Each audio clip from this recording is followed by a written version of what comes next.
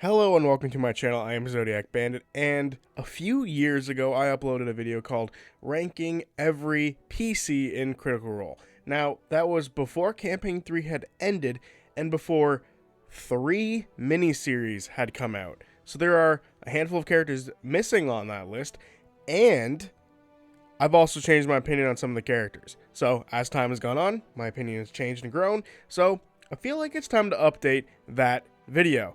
And there's 61 entries on it this time instead of the 42 that were on it last time. So a bit of a difference. So this video might be a little bit longer than that one, but I think that's okay. We all like a longer video sometimes, don't we? But I should say spoilers before getting into this because I'm going to be talking about all the characters. And yeah, one last thing before we get truly started into this. Now, I just want to say, your list and my list might be completely different. So if your favorite character is at the bottom of my list, that's your fault. I'm kidding. But seriously, you and I have different opinions about everything. So realistically, we're going to be different. Everyone has different opinions on things. So if my favorite character is at the bottom of your list, fine. Let me hear about it in the comments. I want to know, but don't get all upset. Don't get all upset that my favorite character is one that you despise. I don't think that's going to happen, but we'll see. Anyway, just wanted to say that before we truly got started because I know some people might get a little upset if I didn't. And at the bottom of our list, at number 61, we have Tiberius Stormwind. I don't think I need to explain why he's down here at the bottom. I really don't. I think a lot of people understand that this character isn't very liked by a lot of people, and a lot of the frustration from said character comes from the person who is playing the character. And some people get a little annoyed whenever I do shit on Tiberius because they say the character and the person are two different people. But I have never been a big fan of Tiberius. I came into it knowing that he was going to leave eventually because I watched Campaign 2 first. So I was already a little apprehensive as to what this character was and who the player was. But on top of that, I wasn't a big fan of the character's attitude. Just being the I am, better than thou sort of character isn't great. It is kind of a trope that a sorcerer does, like they inherently have magic, so they are inherently better, which is literally how I would describe Tiberius's opinion of himself, him being better than everyone else. But even then, a lot of people say that he has a lot of good moments, and I personally just don't see it. The things that stick out to me are the terrible jokes, the 1 hour shopping, and, trying to steal a player character's item when the player character isn't even there. So I just don't like the character, don't like the player. Not a big fan of any of the moments he had. The best moment he had was dying. So, as far as I'm concerned, Tiberius Stormwind belongs at the bottom of this list. He is such a problem. He and the player are such a problem that I've tried to convince friends to watch Critical Role, and they get through Campaign 1, or they get to Campaign 1, and cannot get through the first 20-something episodes because of Tiberius. Tiberius is such a problem, they cannot stand watching it, which is why I have an entire video about can you skip the first bit of Critical Role? The answer is yes. But he is such a problem that me and one of my friends actually have a joke for one of our games that if his character ever dies, he's going to play a sorcerer dragonborn character named Tiberius Stormwind, and he's going to become a problem player at the table. That is the joke that he and I have. And I just think that speaks volumes of the character of Tiberius Stormwind. So at the bottom of the list he goes. And at number 60, we have Morrigan Furrow, who I think is quite literally the most nothing character of all time. They came in as a guide for the EXU Kaimal thing, and they were supposed to show the crown keepers around Kaimal and, be their guide throughout the city. And I just never got the idea that Morgan knew where she was going. Now that might be a miscommunication between the actor and the DM, but that's, neither here nor there. There's just nothing going on for this character. And in my opinion, the story was kind of nothing to the point where even she changed her story. She was a arcane trickster rogue the first time we met her, and then the next time we would meet her, she would be a completely different class and have sort of not a completely different story and background, but it would just be different, right? It was now devotion to the Raven Queen, which was something that I don't think we saw before for the Arcane Trickster thing. So the character went from a boring character in Kaimal that didn't really do much to a character who was completely different the next time we saw them, which I find to be a weird roadblock that the character sort of hit. Now, I like where Morgan ended up as sort of another champion to the Matron of Ravens after Campaign 3, but it mildly feels undeserved and more so as a point of Vax needs to go back to the mortal plane, and you can stay here in my demi plane and just be here. That's what it kind of felt like. It felt like a character who was serving the purpose of letting Vax go home. And that's cool and all, but it's not much of a character in and of itself. And that's why I think this character is a nothing character. Nothing against the actor. I think she did a fine job while she was there, but just nothing happened with this character. I don't know what else to say. At number 59, I have Fearne, who initially I wasn't a big fan of. She was a guest character who appeared in the EXU Prime series, like the first time they ever did an EXU, and she was sort of being there to guide them towards the right decisions. And apparently she was there for the Session Zero, and like Dorian locked her in the fire plane, and she was just her whole purpose was to just push them in the right direction and to make sure they were making the right choice and to work together as a team. That was the whole purpose of this character. And I wasn't a big fan of her. I thought, she kind of didn't need to be there, as the direction they went was the direction they were going to go anyway. So realistically, again, initially, Fearne felt like a nothing character to me. And then EXU Kymel happened, where it was sort of introduced that the leader of the gang who was following the Crown Keepers was her sister, and she thought she had lost her sister, so we were actually getting a bit more information about Fearne.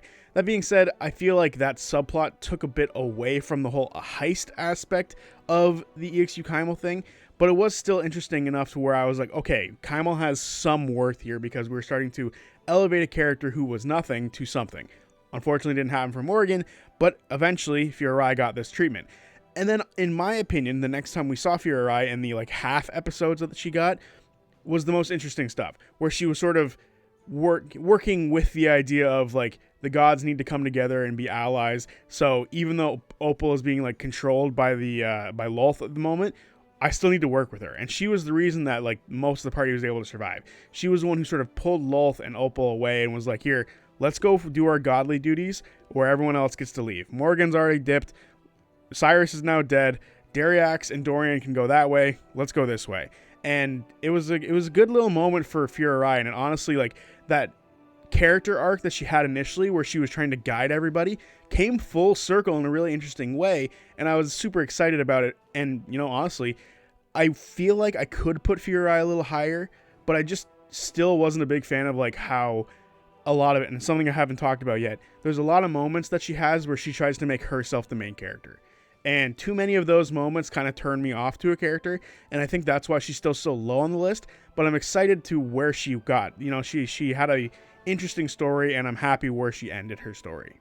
At number 58, I have Damin Voda, which is the first of a handful of the Darrington Brigade who are going to be consecutive in this list. But talking about Damin here, I think Damin is a big missed opportunity. First of all, I think the character is great. I think it's a lot of fun. Ashley playing this mob character is really cool and really interesting and just really funny. Her cadence was really good with the character. It made me really think damn, Ashley could be a part of an Italian mob if she really wanted to. But I think Damin, wow, as fun as they were, is a missed opportunity to introduce more mobster elements into Exandria. Now that might have been a thing that maybe they thought about at one point in time, because the gentleman does have some sort of seedy underground underbelly thing going for him, but that would eventually fade away. And I would like to have seen more of the Voda family appear after the Darrington Brigade stuff happening, but it hasn't happened yet. But I think it could be really cool stuff to happen in the future. And as this character is just a lot of fun, and the Darrington Brigade characters are all just fun and funny in my opinion, so that's why they're at the bottom of the list, but I still think they're all enjoyable and a lot of fun. Damin, however, is at the bottom of this pseudo list within a list because of that missed opportunity. There could have been more done with this character.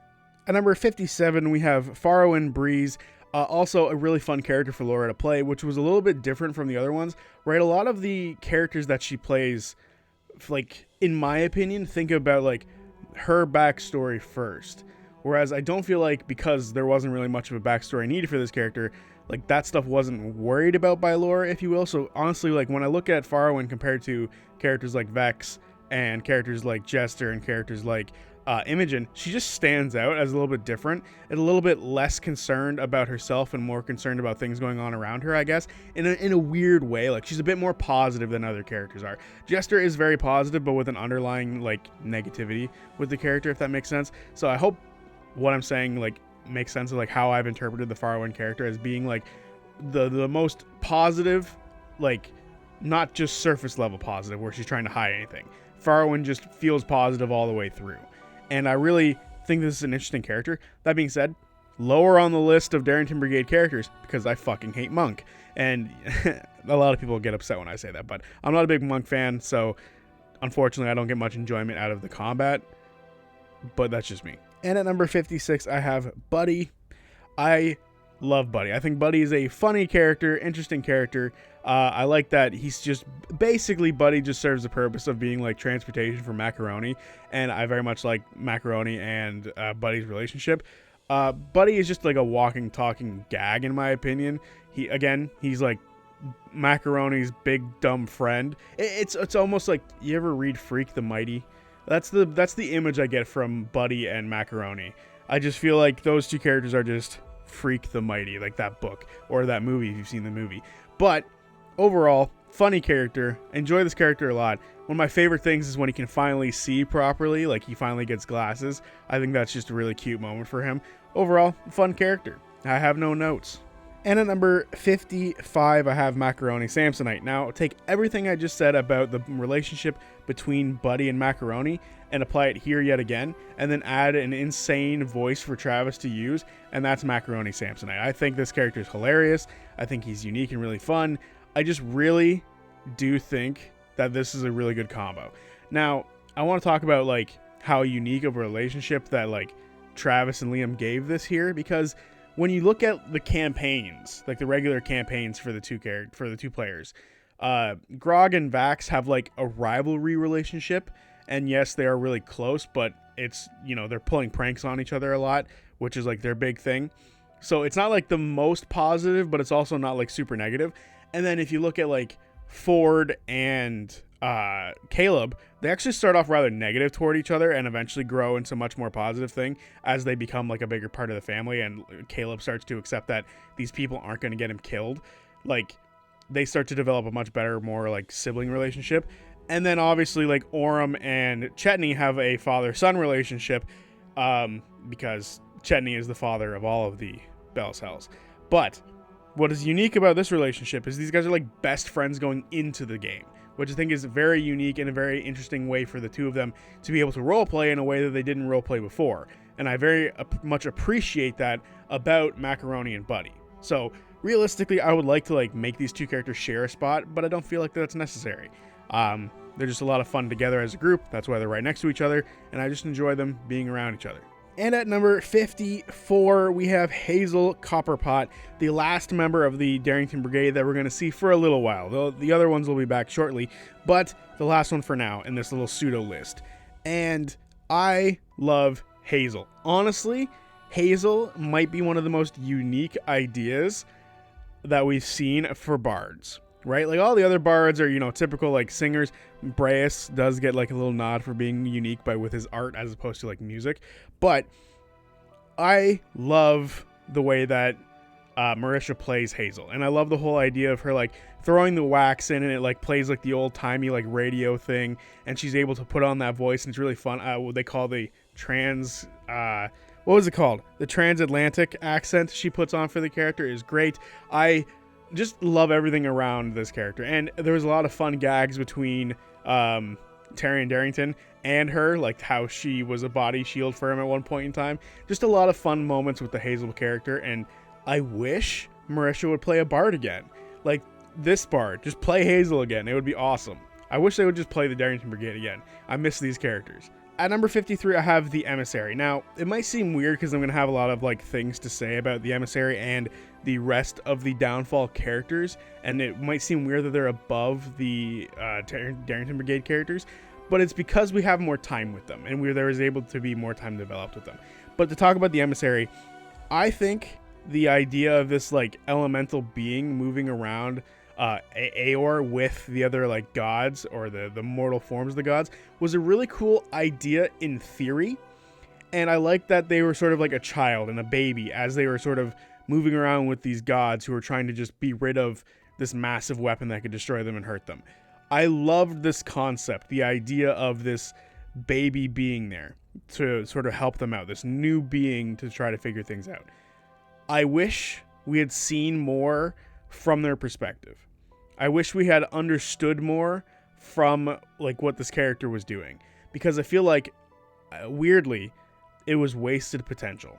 I feel like we could have had this be the main character, but instead, because of the lack of, understanding this character had, because of the lack of connection this character had with other beings, we didn't get to see much in the way of roleplay from them. Yes, there was a decent amount from them.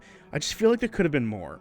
And I honestly wish, because of that, we had just gotten the god that was supposed to be there, as opposed to it being the emissary. I would have rather seen another god be there, and that way more roleplay opportunities could have happened between characters and such like that, as opposed to the limited interactions that could happen because of the nature of the emissary. I like the emissary. I think it's an interesting idea. I just wish it could have been built on more. Maybe if Downfall had another episode, we could have had more, because Downfall felt rushed towards the end, and the emissary didn't come in till halfway through the first episode, so they had less time than everyone else, and then the rushed ending didn't really help. But I do think it was a lot of fun, and their whole idea of being the thing to destroy the weapon, you need to use yourself to be the catalyst to destroy it, was really interesting. But because of that, I feel like the character wasn't given any room to be risky, if that made sense. That character had to make it to the end. So I don't know. There's just a few barriers in the way of the emissary from being a truly cool character, in my opinion. Whereas I think the idea is really cool. But I don't know. I hope I've conveyed my feelings about the emissary properly here. And at number 52, I have Aiden. This character, in my opinion, is the definition of lawful good. Just an all-around good guy, wanting to heal people, wanting to save people, wanting to protect people, including himself and the other gods. I think, as far as being a character to truly embody their god the most, Aiden is that. Aiden is the one who is the shining light. He is Pelor, if you will. And I think that was a perfect character and a perfect description of who Aiden was, or who that character was. However, I feel like because of that, it felt a little safer compared to the other characters. What I really liked, and we'll talk about it more, is how we got to see an interesting view of the gods through this mortal lens, whereas Aiden didn't necessarily represent that. He was almost perfectly the god he was before, and there wasn't anything different and unique about him. So for me, because of that, he's sort of at the bottom of the list of these god characters, but I still really like how he embodies the character super well. Also, wasn't a big fan of how slow he was talking the entire friggin' miniseries. I don't know what that was, but he was talking so slow. That was brutal. At number 51, I have Trist. I love Trist. Trist to me is one of two main characters of Downfall. It's her and Amira, but Trist is such an interesting character to me because she's the one who seems to appreciate being mortal the most. Now, that might not be true. Amira might as well, but I think Amira was at the state of her being a god where it kind of was I would rather be a god than a mortal right now. And Trist felt like the one who sort of got most involved with being immortal. She had a family, she had kids, she developed the most relationships with the most amount of people, and I personally really liked that. I thought that was a lot of fun and a lot of, stakes. The character was given stakes. To have children, and I believe she was the only one to have children, was interesting. The idea that a god who didn't know, sure, they didn't know who they were initially, but to eventually find out and be okay, I have a duty here, but I still have these people who I love on the real world. I love that. I thought it was a lot of fun to sort of have that, she's going to have to sacrifice things here. And it was the most amount of, tension that a character had, in my opinion. Everyone else I wasn't so worried about. It was what Trist was going to leave behind that made me care about the Trist character so much. And I fucking loved that. At number 50, I have Salaha. I think this character is so much fun for two simple reasons. One, he questions if the gods are doing the right thing. That sort of thing was a lot of fun, and it added the extra intrigue of even some of the gods might not be on board with keeping the gods around, and maybe Predathos is a good thing to use. Two, I love a good speakeasy. I'm a big fan of Prohibition era history and stuff like that. So when I see a character introduce a literal robot speakeasy, or just a speakeasy in general, but there's a ton of robots in it, or aormatons in it, I Love this idea. One of my favorite things and this is going to be a little tangent, one of my favorite things in The Mandalorian, I think it was season 3, is there's literally a robot bar. I love that concept. So now, make a hidden bar, make it a speakeasy, and it's badass and it's really cool. Overall, I liked Salaha a lot, and the elements that he was able to bring into the story overall of Campaign 3 was really good. He was one of the handful of characters that brought in an element that was going to be relevant for the rest of the game, and that was his opinion on if the gods should be around or not. Should they destroy the creations of their children over and over again? He was kind of the catalyst for the idea of thinking about maybe the gods should leave, and I thought that was really interesting. On top of that, his ending of the ending that he sort of had with that wizard or mage who sort of helped create the weapon to kill the gods, and how he made her into a ring of destruction, was awesome. I thought that was really cool too. And that ring would, its effects would be felt in the story as well, when he gave it to Imogen, and then Imogen would use it to defeat Predathos. So overall, Salaha's impact in the story is massive, and I appreciate that a lot. At number 49 is Asha. Now, I at first wasn't a fan of Asha, because I looked at this character as a complete 180 shift on the Wild Mother. The Wild Mother that we had been presented in Campaign 2 was one seeking peace and seeking to not destroy and not to harm things, and to not be, aggressive. Violence is the last answer. Caduceus basically embodied this idea of the Wild Mother to me, right? Caduceus was our way into the Wild Mother, and this Wild Mother in Downfall did not represent that. But then, some people in the comments section when I was talking about this talked about how nature changes and nature adapts and makes itself, go on the offensive if it needs to. And Asha represents that fucking perfectly. It is a perfect representation of nature having to make a shift to defend itself to make sure it survives. And I loved this concept so much that Asha became one of my favorite characters in Downfall. I love how violent Talzin made it. Talzin made Asha super violent, and I think that's dope. I think that's so cool, and what's really cool about it is that Talzin is the one who plays Caduceus, our representation for the Wild Mother in Campaign 2, and then he plays the Wild Mother, or Asha, in Downfall. Perfect, perfect, perfect. Love that character so much. Talzin, you know exactly what you're doing. I will never question you again. At number 48, we have Amira. I think Amira, to me, was the most interesting character in Downfall because she's different from the other gods. The other gods are siblings. The other gods all came from Tengar together. They all have a history together. Whereas Amira, the Raven Queen, the matron of ravens, was mortal first and understands that mortals are going to do what they have to protect themselves, but also understands that the gods can't be killed off right now. If they had been killed off during the time of calamity, things would have gone really bad really quickly. So realistically, she understood both sides the best. That's why she listened to Salaha. That's why Salaha was able to talk to her about it, because she understood what it meant to be mortal more than anyone else there at the time. So for me, I liked that this Raven Queen listened to this conversation, went back to being a god, and then agreed with Salaha / the Archheart later. I think this character is like the perfect embodiment of what it means to sit and think on an idea for long enough. And I just love this idea. And yes, I am using hindsight and like the gods themselves to look at these characters, but I think that's important to do. That being said, she was also kind of integral to making sure that everything went well in this, so her importance to this was really cool.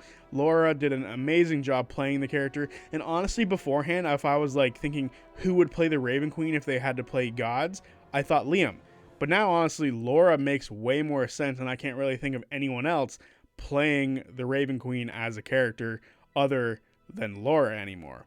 At number 47, I have the Owlbear. He finally makes an appearance. I had to put him above the Downfall characters, but I couldn't take him too far away from the other Darrington Brigade characters. But do I really need to explain why this character is at least this high on the list? Yes, it's a long list, but he's relatively high compared to his compatriots. I don't think I need to explain. This character is hilarious. This character is a lot of fun. I'm a big Batman fan, so this is right up my alley as far as the character goes. I loved the idea of a rogue barbarian. I think that works so well in a weird way because finesse attacks don't need to be dexterity based, guys. It was badass. It's a good look at the game mechanics and going, that's an interesting way to do things. I love that idea. And then the puns were awesome. His puns throughout the entire game are some of my favorite shit ever. That's why it's on my list of like my favorite one-shot moments. Honestly, just I love everything that has to do with the owlbear. The owlbear is awesome. Again, Taliesin, you never steer me wrong. You make awesome characters. I should never doubt you when it comes to characters. And not that I do, but I just feel like, saying that because he makes great characters. Number 46, I have Jessup. I think Jessup just makes sense as a character. So, a sorcerer who can't control their powers because they don't understand where it comes from is a trope. A trope that a certain guest character named Bodor would try to abuse later on, or I guess beforehand. And it was just a brilliant idea. It was a smart idea to be able to have them be like, I'm a kid who doesn't understand my powers, and it stresses me the fuck out, and those things combo together so poorly that it makes it so I can't cast spells sometimes. I love that idea, and the idea of this campaign of her like trying to overcome that was an awesome idea for a miniseries, and eventually she would get better at managing her stress, which I think is something a lot of people need to be able to do, me included. Stress is a bitch. So realistically, this is a character we can all look up to be able to find ways to control your stress. That's brilliant. I love this character. A fun trope, a fun little way to look at life. Just all the fun stuff rolled into one. At number 45, I have Kai. Kai, to me, is a great character. I'm a big fan of Treasure Planet, and when I look at Kai, I see a lot of like the early Jim Hawkins in that movie, where he's a troublemaker, where he doesn't really feel like he fits in anywhere. He doesn't really want to be there. He wants to be somewhere else. I get a lot of those vibes off of Kai. And to learn that he's been in jail a couple times, or at least been in like juvie a couple times, and that he's got like a rough upbringing because he doesn't really have his parents. He's an orphan. There's just so many tropes balled into one that it makes for a great character, weirdly. And he's just a lot of fun. And the fact that he doesn't really change all that much, he just sort of accepts that people aren't going to, look at him the same way that everyone does, is really funny to me. And I like that a lot. And he does feel bad about some of his actions as he moves forward. And he realizes that he can't just do whatever he wants to do and get away with it. Sometimes there are going to be repercussions, like killing someone's familiar by mistake. Or at least killing someone's familiar and someone feeling bad that he killed his familiar. It makes a lot of sense. And I appreciate that this character does do a little bit of growth. He doesn't change all that much to the point where when Bo and Yasha actually ask him if he wants to be adopted by them, he says no, which is funny, and I think, is a very cool. He has a flat story, like he has flat character growth, which means he doesn't grow all that much, but he does have a little bit of a bump in there. There is a little bit of a lift, and I think that's a lot of fun. Overall, just a really enjoyable character for the limited time that we've seen him. I enjoyed it a lot. At number 44, I have Padmud.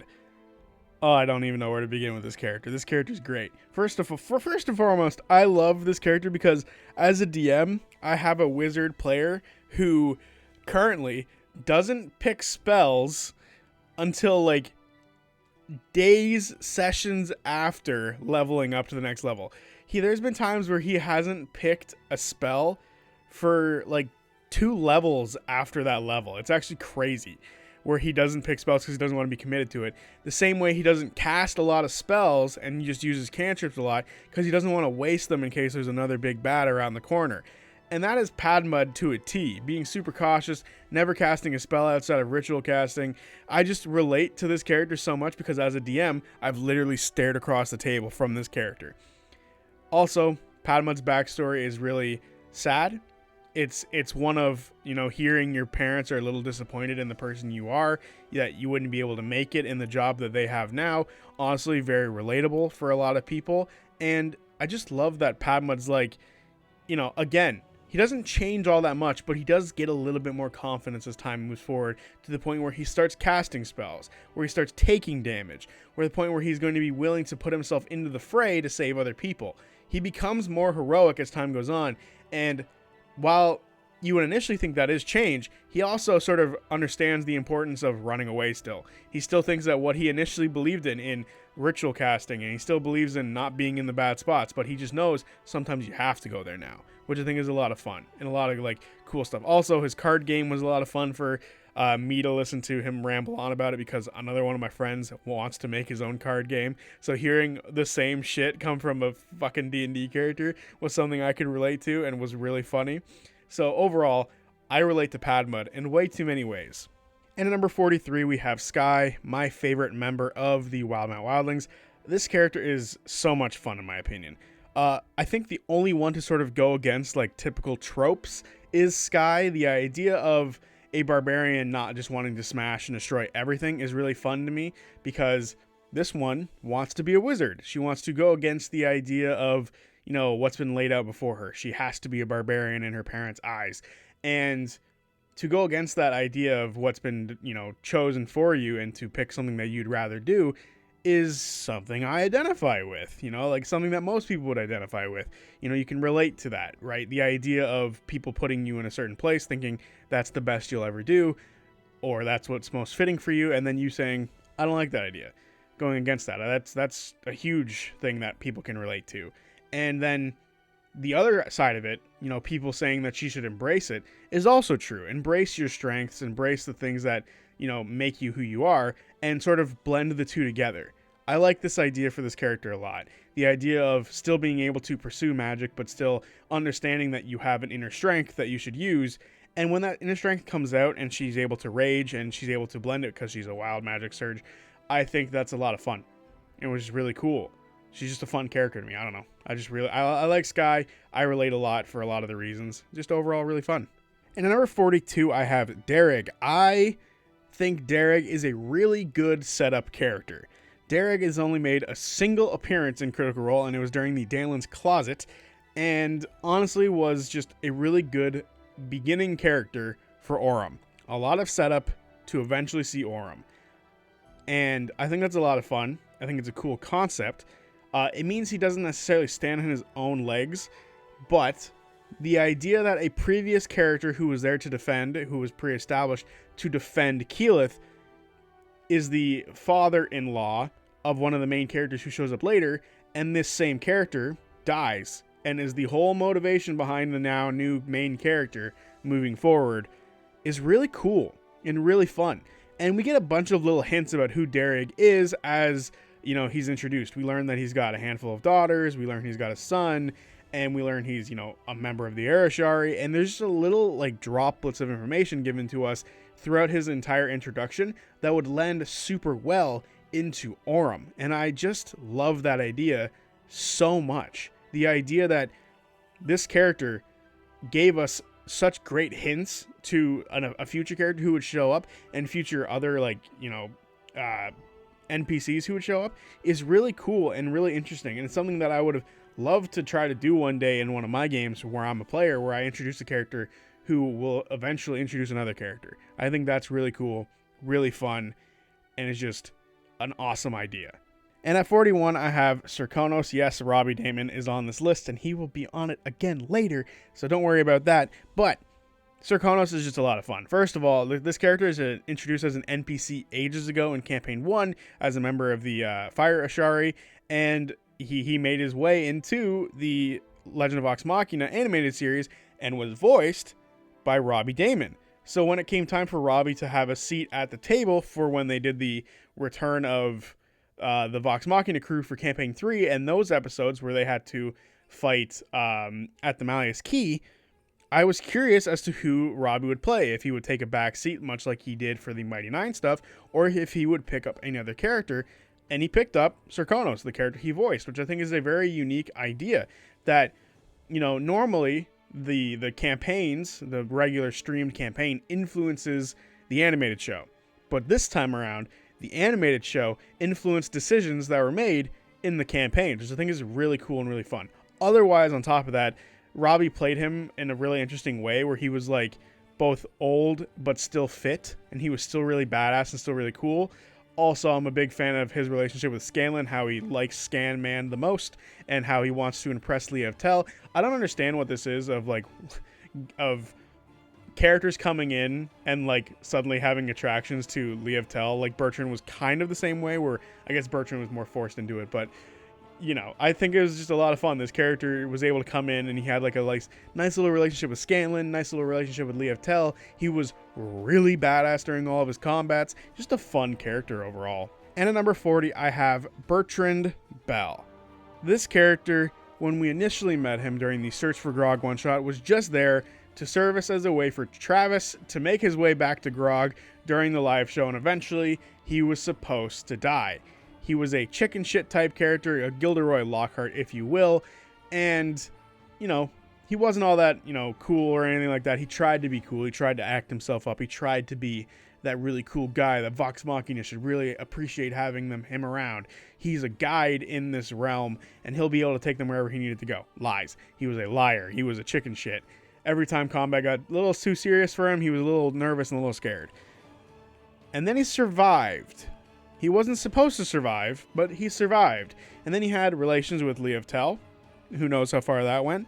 And after that, eventually in his older years, he wanted to redeem himself. He wanted to actually do something and be, worthwhile. So, along with Lord Esteros, he formed a group known as the Bell's Hells. Of course, they weren't called that at the time. It would take his sacrifice to get that name, but eventually he did do something worthwhile. The group that he brought together would be the group to save the world, to help the gods become mortal, to rid the world of the pain in the ass that is Ludinus Deleth, to rid the world of Predathos. Yeah, he did a good job in the end. The chicken shit did something good with himself. He sought out to redeem himself, and he did it. At number 39, I have Leyrin, the first member of the Ring of Brass who's going to be represented on this list. I'm torn on Leyrin, because I've always looked at Leyrin as this villainous type of character, a person who wanted to do things for their own reasons. Like, she wanted to move the city of Avalere into other planes. For what reason? Other than to prove that she could? I don't know. That's the thing. That's the thing. I feel like I've misinterpreted her reasons as to why she does stuff. Now, at the same time, I like her relationships with the other members of the Ring of Brass. I love her relationships with Sam's character, Loquacious, and I love the sister bond between her and Paisha. I like the characters' relationships with other characters. I think that is the humanizing part of this character that is Leyrin. But I find it super fascinating that she is this villainous type character, because we would look at any other character who's trying to do a thing like this as a villain. And it just shows and I love this about all of the Ring of Brass members, or at least all the ones that fit in this line of their own hubris. They believe themselves to be better and that they know better than others, than the gods themselves, which I love about the Avalere characters, the Calamity characters. And it makes for really complex characters, ones that I'm not sure if I should be rooting for, or characters if I should be hoping they fail. Because honestly, whenever Leyrin would talk about the things that she wanted to do, it didn't sound like she cared about anyone else's opinion, right? Taking Avalere and putting it into another realm didn't quite fall into the ideas of what everyone else was thinking. So for me, it was really interesting seeing this character sort of develop throughout the entirety of the thing. And eventually to throw that away in order to protect the world was a nice little redemption moment for her. And eventually she'd get back together with Loquacious right before they ended. But overall, this is a very complex character, and I enjoyed that I wasn't sure if I was supposed to be cheering for her or booing her. I like that aspect of the character. At number 38, I have Nydus. The way I look at Nydus is first of all, he is the Dragon of Avalere, was one of the most badass lines ever. So had a lot of fun with the roleplay with him. He was a lot of fun, a lot of great lines. Overall, I think he's a fantastic character. What I really like about the character is that he is the way that I've always looked at him is he is a pirate who's been given control over the money of a city, which I think is a fucking fantastic idea. Giving this person whose, whole identity was going out, becoming rich, living in his own free life, eventually having to become someone with responsibility is really cool and really fascinating. So for me, watching this character having to be that someone who has to be responsible was really cool. And I liked how towards the end of the story, he became more willing to make sacrifices. Because at the beginning, it didn't seem like he was willing to make sacrifices. He would rather continue living life the way it was and not worry about things. And if someone else had to do it for him, he could do that way, whatever. Towards the end, he was like, no, I'm the Dragon of Avalier. I need to step up and I need to help. And will, along with the rest of the Ring of Brass, sacrifice themselves. Was really cool and a nice roundabout way for this greedy pirate, because pirates are normally seen as greedy, someone who wants to take all the money for themselves, and then eventually just give all of that up to save other people, was really cool and really fascinating. Same sort of thing with Laren, right? The idea of this character who I'm not supposed to, like, I don't know if I'm supposed to cheer for them or not, but I feel like I had more things to cheer Nydus about than Laren. That's just me. At number 37, I have Dariax. I think Dariax is such a fun idea, right? Finally, Matt gets to play a character, but because he knows too much about the world, he kind of has to play someone a little dumber, someone a little bit more, I can't think of like the correct word for it, but I'm going to say ditzy, if you will. Himbo. He's very himbo-like. That was the word I was looking for. And he's, he's energetic and nice, and he's a good guy, but he's really stupid. And I love the idea that Matt had to play this really stupid character to not overstep on Abria. Because if he had played a really intelligent character, a lot of the times where Abria had done something, he might have been able to undermine it. But with him thinking this way of, I can't do that, and having to play this character, it allowed for this really powerful, strong character who appears to have a lot of confidence, who actually doesn't have all that much confidence. He's allowed to take form. And I appreciate that a lot about the Dariax character. Dariax, to me, is one that was born out of necessity, but was turned into a great character. And I love his little arc, and eventually he would be left in Zephyra by Dorian, and like, Dariax was hurt by this at first, but eventually he would meet up with them again, and he understood why he had to be left behind, and his whole interactions with the party of the Crown Keepers was a lot of fun, and filled with a lot of heart, and he was truly, in my opinion, the heart of that group. He wasn't the brains, he was the heart, and I like that a lot. At 36, I have Opal. Poor Opal. The idea of this pretty girl who is really concerned about her looks, eventually like having to succumb to this crown that is promising her power, and she's trying to, protect her friends, help her friends out, and in the, pursuit of doing that, has to sacrifice herself to this crown that covers her in black ichor, makes her look gross and disgusting, and would eventually turn her into a horrific spider champion being for Lolth. Is terrible. That whole thing is terrible. This is one of the few characters who has like a true negative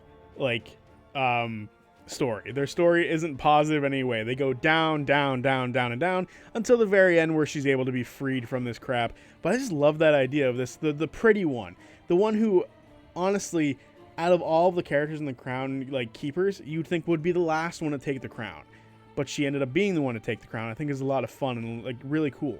Overall, Amy Carrero also fucking nailed it with this character. She's just a lot of fun. She also has her ditzy moments, but then she also has really deep moments where she talks about her feelings and how she isn't too sure about if she's on the right path, and she feels like she might be doing the wrong things. And it's just really fun. She had a lot of very powerful moments with Dariax, Dorian, Rai, and Fearne, just Orym. Well, man, her relationship with Orym and how she calls him Nancy because of that one time they had to make some sort of lie up, and he sort of went along with it, and now Nancy is her son. I think it's just a great little character moment for her to be and she still holds on to Nancy, right? She held on to that towards the end, and when she saw Orym again, that's what she called him. Instead of saying Orym, it was Nancy, because that means more to her. I loved that kind of stuff. This character was great, had a ton of great moments.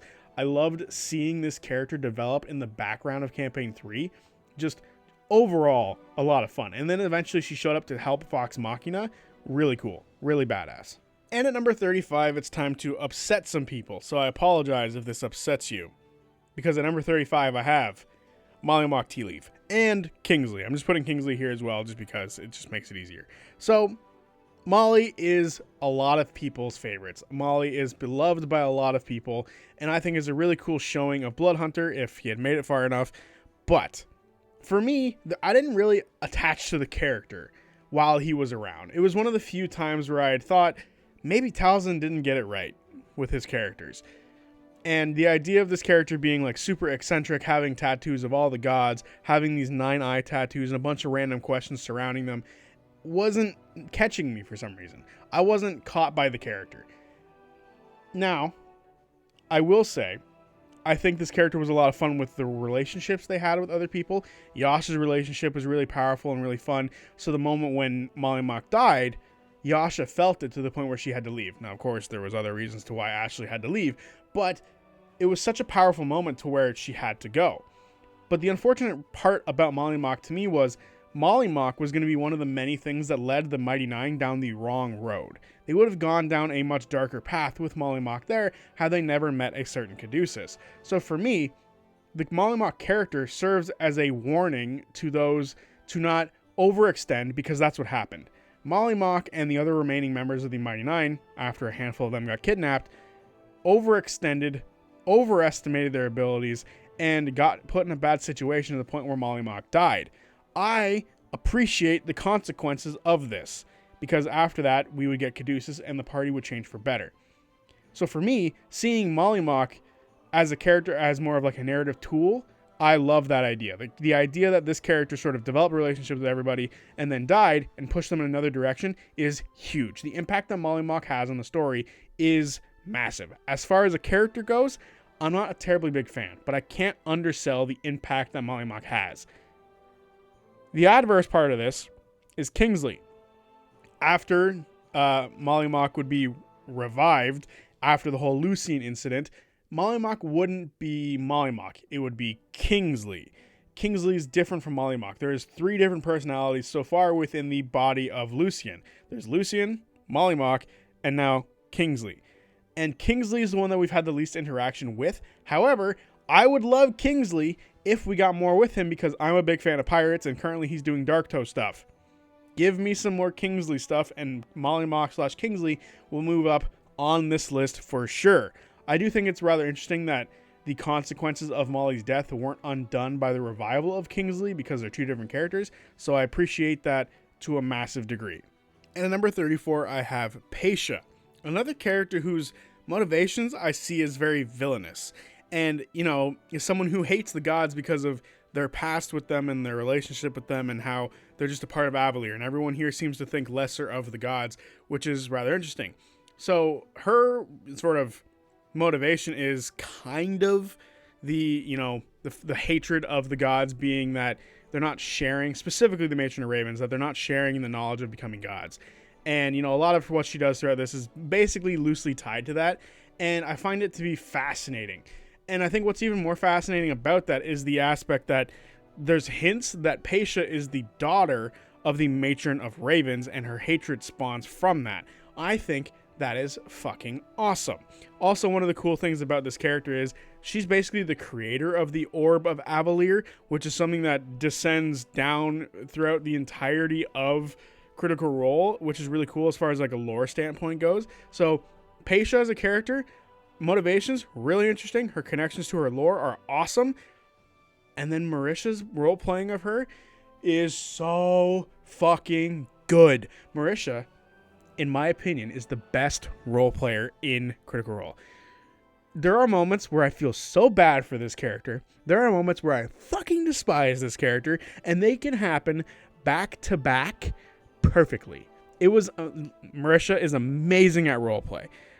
And Paisha, in my opinion, is like a microcosm of how good she is of like role play in general. She is so good at displaying this character as one who's wanting to like advance technology and advance magic and be better than the gods in that way. But at the same time, she's got this fucking spite about her this entire time. And I just love it. Also, she's the one who gets the most fucked up after the tree blows up.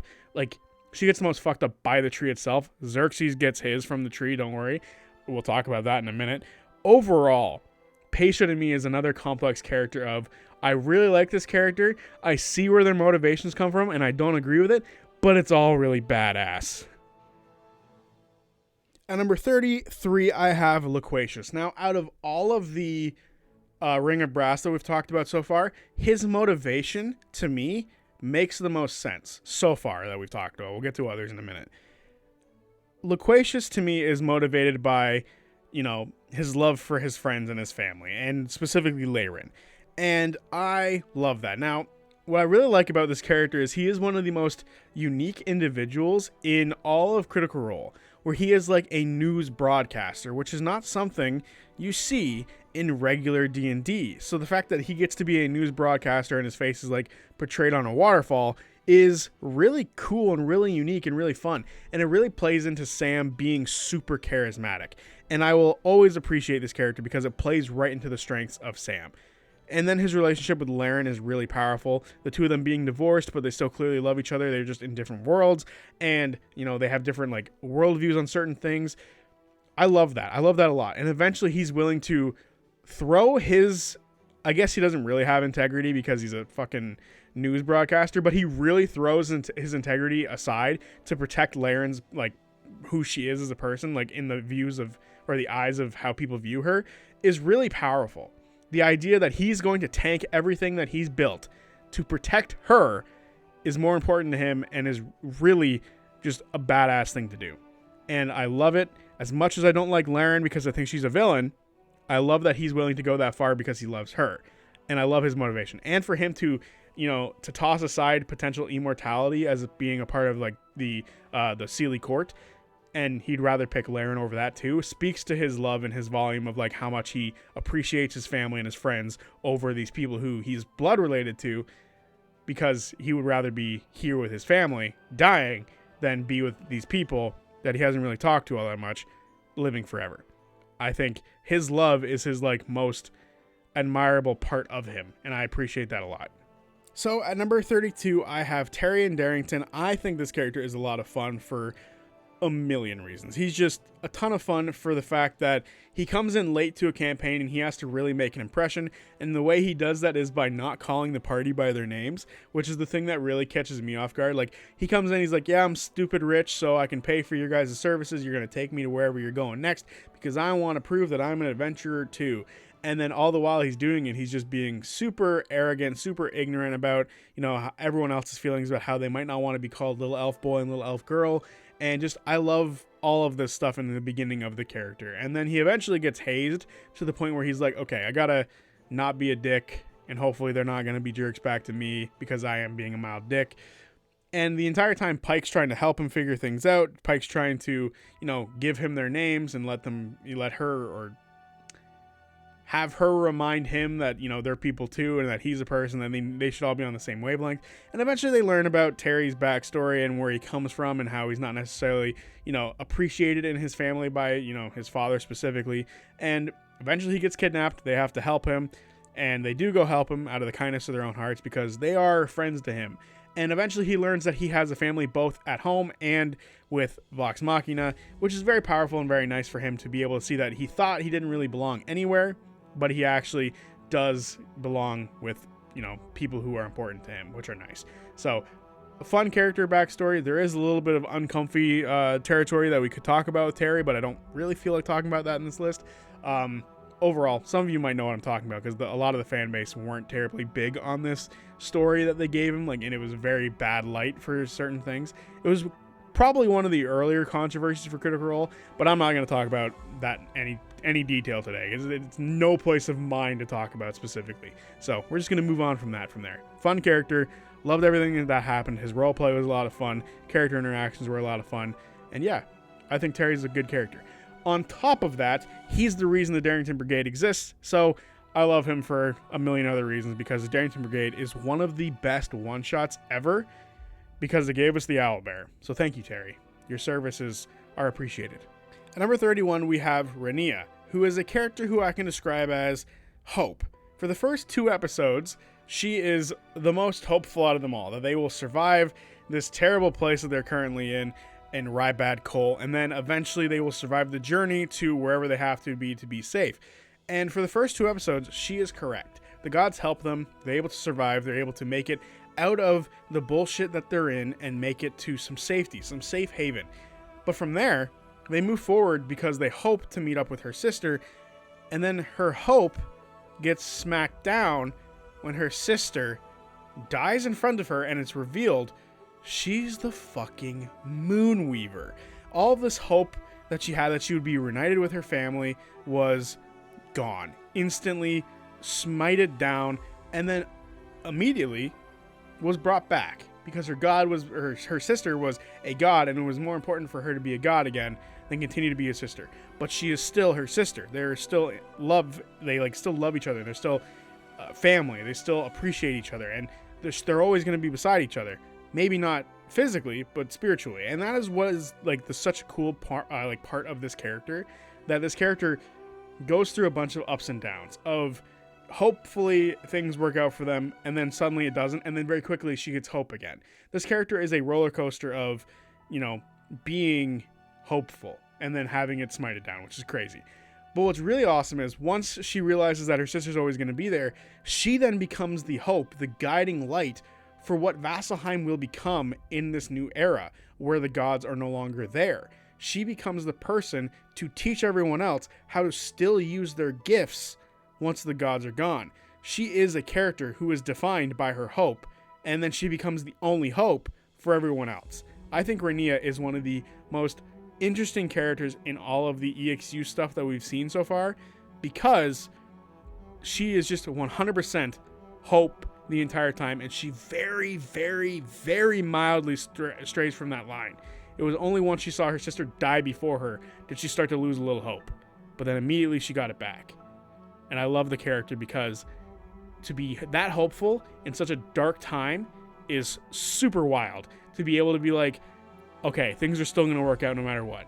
And I think it's awesome. At number 30, I have Phaedra. Talk about a character who doesn't know what they want until they can't have it anymore. It is awesome. Okay, let me talk about this for a minute. Okay. Phaedra is such a fun character because at first she kind of lives a decent life in Rybad Cole, right? She kind of has like a bunch more freedom than a lot of other characters do. And like, she's not sitting there like pounding away at rocks. She's not healing hundreds of injured people. She's not locked up in a cage. She is currently in a pretty good spot. She's just cooking food to the point where she gets to be the one to go up and watch the rich people be rich. And it's interesting, right? She's not at the lowest end of the totem pole, right? There's other people below her, and she lives a decent, okay life. But then shit goes bad at Rybad Cole, and they have to move on. And she gets to see and experience the crap that everyone else has to experience: survival, rough times, people dying, people not making it, people barely making it. Seeing the terror that is like the people, like the Emperor, the Strife Emperor's people attack a village. She gets to watch all these things, and she's still not sure what she wants out of it. Does she want to, manipulate the people of this place, this safe haven that they've sort of protected, or does she want to cut out a guy's tongue? This character is, to stop, she's cutting out people's tongues to stop people from manipulating other people. So what do you want to do? Do you want to be in the same spot you were in Rybad Cole, where you're pretty cushy, or do you want to risk more of that time on the path where you're not sure if you're going to be safe or not? That's what this character is. It is a interesting character looking at both sides of the coin. Do I want to stay here and be comfortable, or do I want to help out these people who have helped me out, but what do I get out of that? And throughout the entire thing, her life sort of falls apart. She loses one member, or she loses two members of her group pretty quick because they don't know if they survived or not. And eventually they find them again, but they have to leave them behind. And then as time moves on, Crocus learns that she's not a great mom. She looks at him more of like a bodyguard, someone who can be used as a tool to protect her, and if she needs to get out and, be alive still. He doesn't see her as a good mother. He doesn't see her as a good mother, and that weighs heavily on her eventually at the end. And it doesn't get repaired, which is interesting. Normally, by the end of these campaigns, something gets repaired. Whatever is broken gets fixed. And this didn't happen here, which I think is very unique for this character.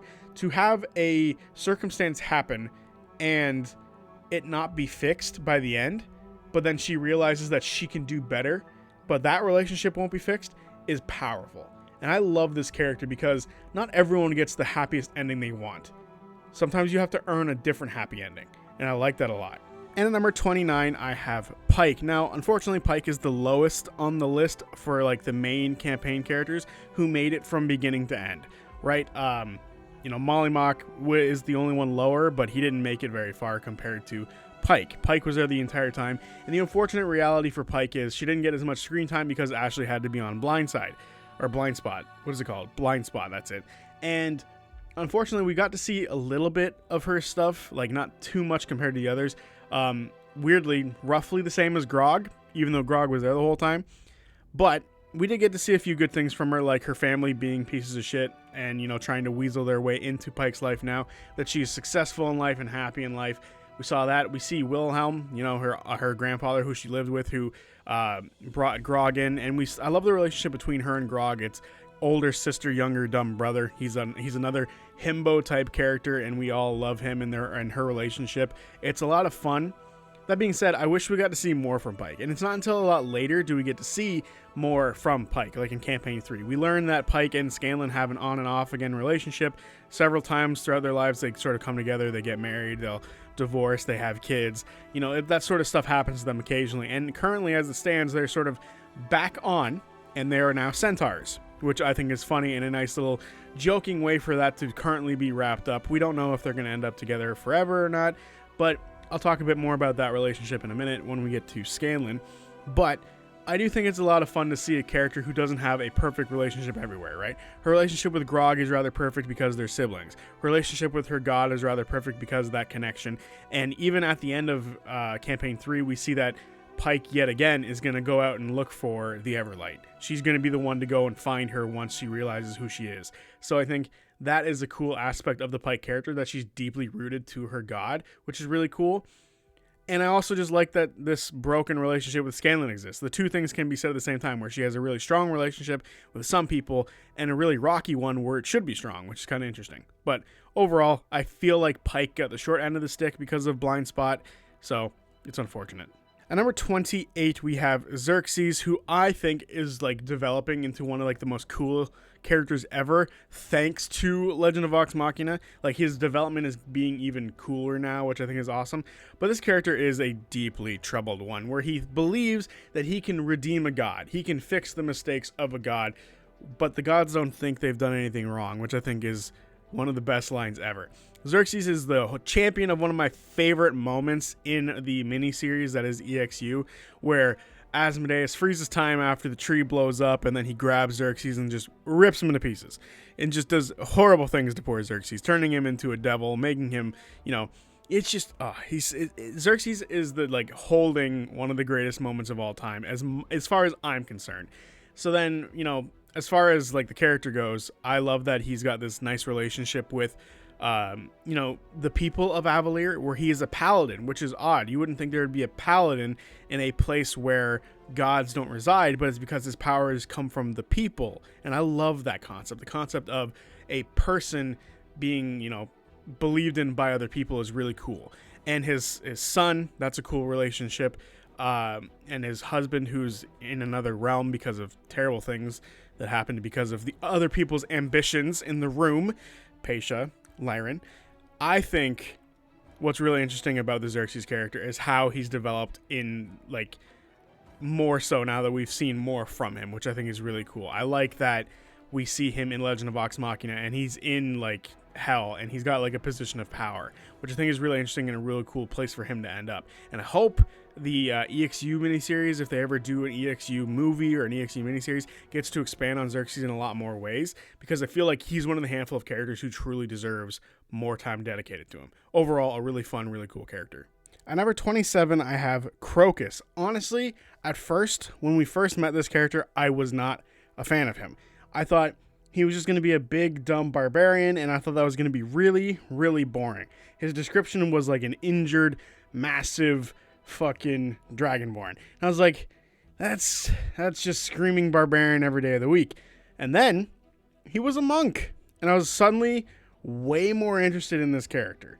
There was something about him that I was like, so okay, there's more than meets the eye here. And when he was handed the Orb of Avalere and his intelligence shot up quite a bit, I was like, something here is magical.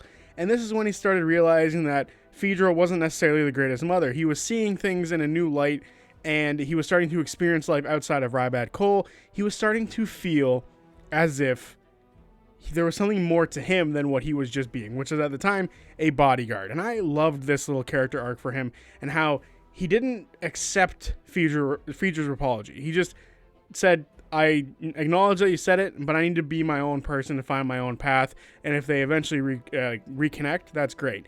He would go on to effectively be, and to, be a founder of the Cobalt Soul, which I think is so badass. And the Orb of Avalier being like the most protected thing by the Cobalt Soul is just so cool. I've very much enjoyed how Brennan was able to tie a lot of the lore back to the main campaigns, and it's so beautifully done how we can trace that now. We can trace Patia to Crocus through to affecting Beauregard Lionette, and I think that is so cool how they've been able to connect in such a way.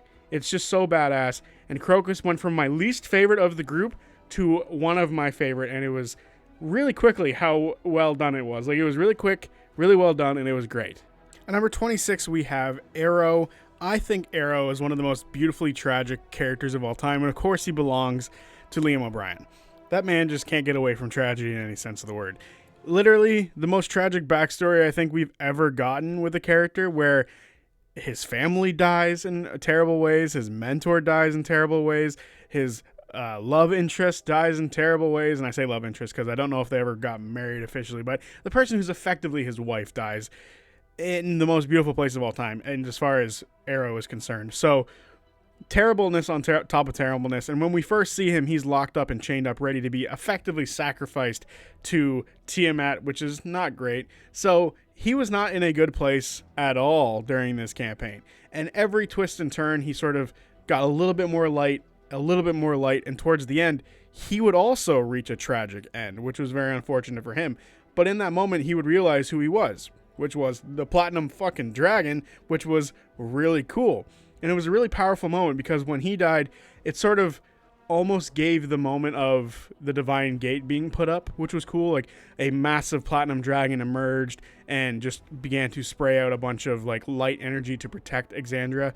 Now, of course, it wouldn't be complete for a while, but it was still really cool that we got to see that moment where his life was filled with tragedy, and eventually towards the end, hope, because of Rhaenyra, because of Garin, Phaedra, and Crocus, was filled into his life, and towards the end, he was ready to sacrifice it to create something better, which I think was really cool, and was a nice little way to send off this character of great tragedy. I swear, tragedy is what should be tattooed on Liam's forehead, because that is what his characters are made of. At number 25, I have Garin, which finishes off the Divergence crew. And Garin is, just simply put, an amazing character. While he isn't intelligent, and I would love for Matt to play an intelligence-based character one of these days, he is still wise in a weird way. He is a character who is done. He just feels like he's about ready to give up, let the world take him, let him re-enter the space and become whatever he is meant to become in the afterlife. He just was ready to step down and be done with everything. He didn't want to live his crappy life in Rybat Cole anymore, missing an arm, just not having a good time. His family is all gone. Nobody is left for him. But throughout all of Divergence, hope would again be a prevalent thing for him, where he would eventually teach people how to build. He would teach people how to fix, and he would teach them so that when he's gone, he no longer has to be the one to do it. But as time moves on, he becomes more creative himself, and he is allowed to be himself more and more. And by the end, when he's, helped rebuild a ton of Wildmount, Exandria, wherever he's been building, he's allowed to become who he was meant to be. And in a beautiful love letter to Matt from Brennan and Liam, he becomes the Allhammer. And his becoming the Allhammer is what finally finishes the Divine Gate. After years after having seen his friend Arrow pass, and then the Platinum Dragon construct it, the last keystone needed to be placed in by the Allhammer. And when Brennan said that the reason he lost his arm was because not all of this could have been not all of the world could be held up without the Allhammer, so a piece of him had to be left behind. I thought that was crazy in the way that he said it. Like, that arm is still holding the world together, which I thought was a wild way to put it. And a nice way to be like, this is why that arm wasn't necessary, because it was still doing something else. He didn't lose it. It was still used elsewhere, which I thought was incredibly powerful. And this character, while it was a mild secret that he was, or a mild secret just to him, I guess, it wasn't a secret to Brennan or Liam. I loved that twist at the end, where he created Stillben, which was great because Matt created the entire world, and Stillben was the first place to be made in that world, and for him to be the one to name it effectively, because people don't know how to listen to Garin, which is hilarious. I loved the twist that he was a god. It was such a beautiful twist, and it just made so much sense throughout. It was beautiful. It was great. So number 24, I have Vax'ildan. Now, I have a weird history with Vax. So I have a single hurdle that is really hard for me to overcome, which is why he's so low on the list compared to a lot of other characters. And that hurdle is he's effectively the first character I ever made. Now, there's differences. I didn't have a love interest in the first game I ever played, but effectively, outside of that, they're pretty similar. My first character was a assassin rogue who was very edgy, and that's the way I look at Vax on a surface level. And whenever I see Vax, or whenever I have to talk about Vax, that's sort of like the first thing I have to get over when I look at Vax. And it's a little hard to get over because I'm just like, ugh. I know the things that I would change about this character because it's the same stuff that I would change about my character now that I've looked at it back in, like, you know, the years of playing D&D. So with that all being said, I like a lot of his relationships. I like his relationship with his sister. That's a unique thing that I don't think too many other characters in Critical Role have. I don't think there's too many sibling characters that we've seen up to this point, which is nice. So having that relationship, a deep bond relationship like that, is really cool. Outside of that, I also like his relationship with Gilmore and Keyleth, that romantic relationship that they have there, specifically with Keyleth, with the, will they, won't they sort of deal. Are they going to be able to put aside their duties and their goals that they have to be together? What's going to happen here? I liked that a lot. And I liked his relationship with the Raven Queen. I liked that he sort of grew. He was like, I need you to do something for me, and in return, I'll do something for you. But as that went forward, he sort of realized like the good he can do with the Raven Queen. And I think that's why he was ultimately willing to make that sacrifice to become a champion and then sort of stick by her in the future. Yes, he was making the same sacrifices he was at the beginning of the campaign, which was protecting his love and his sister for, at the sake of his own life. But now he was doing it on a much grander scale, and he was going to be able to serve something afterwards, which was nice. So then to, flash all the way forward to campaign 3, and we learn that he's willing to break the rules of the Raven Queen, is something that I like a lot. I like the idea that he's willing to say, fuck this, I'm going to go save my wife, or the person that should be my wife. And he does that twice, and it's how the villains know that he'll do it in the first place. They attacked her, he showed up, and then they knew he would do it again at the Malleus Key, which snowballs into the campaign 3 snowball effect that we got, which I thought was awesome.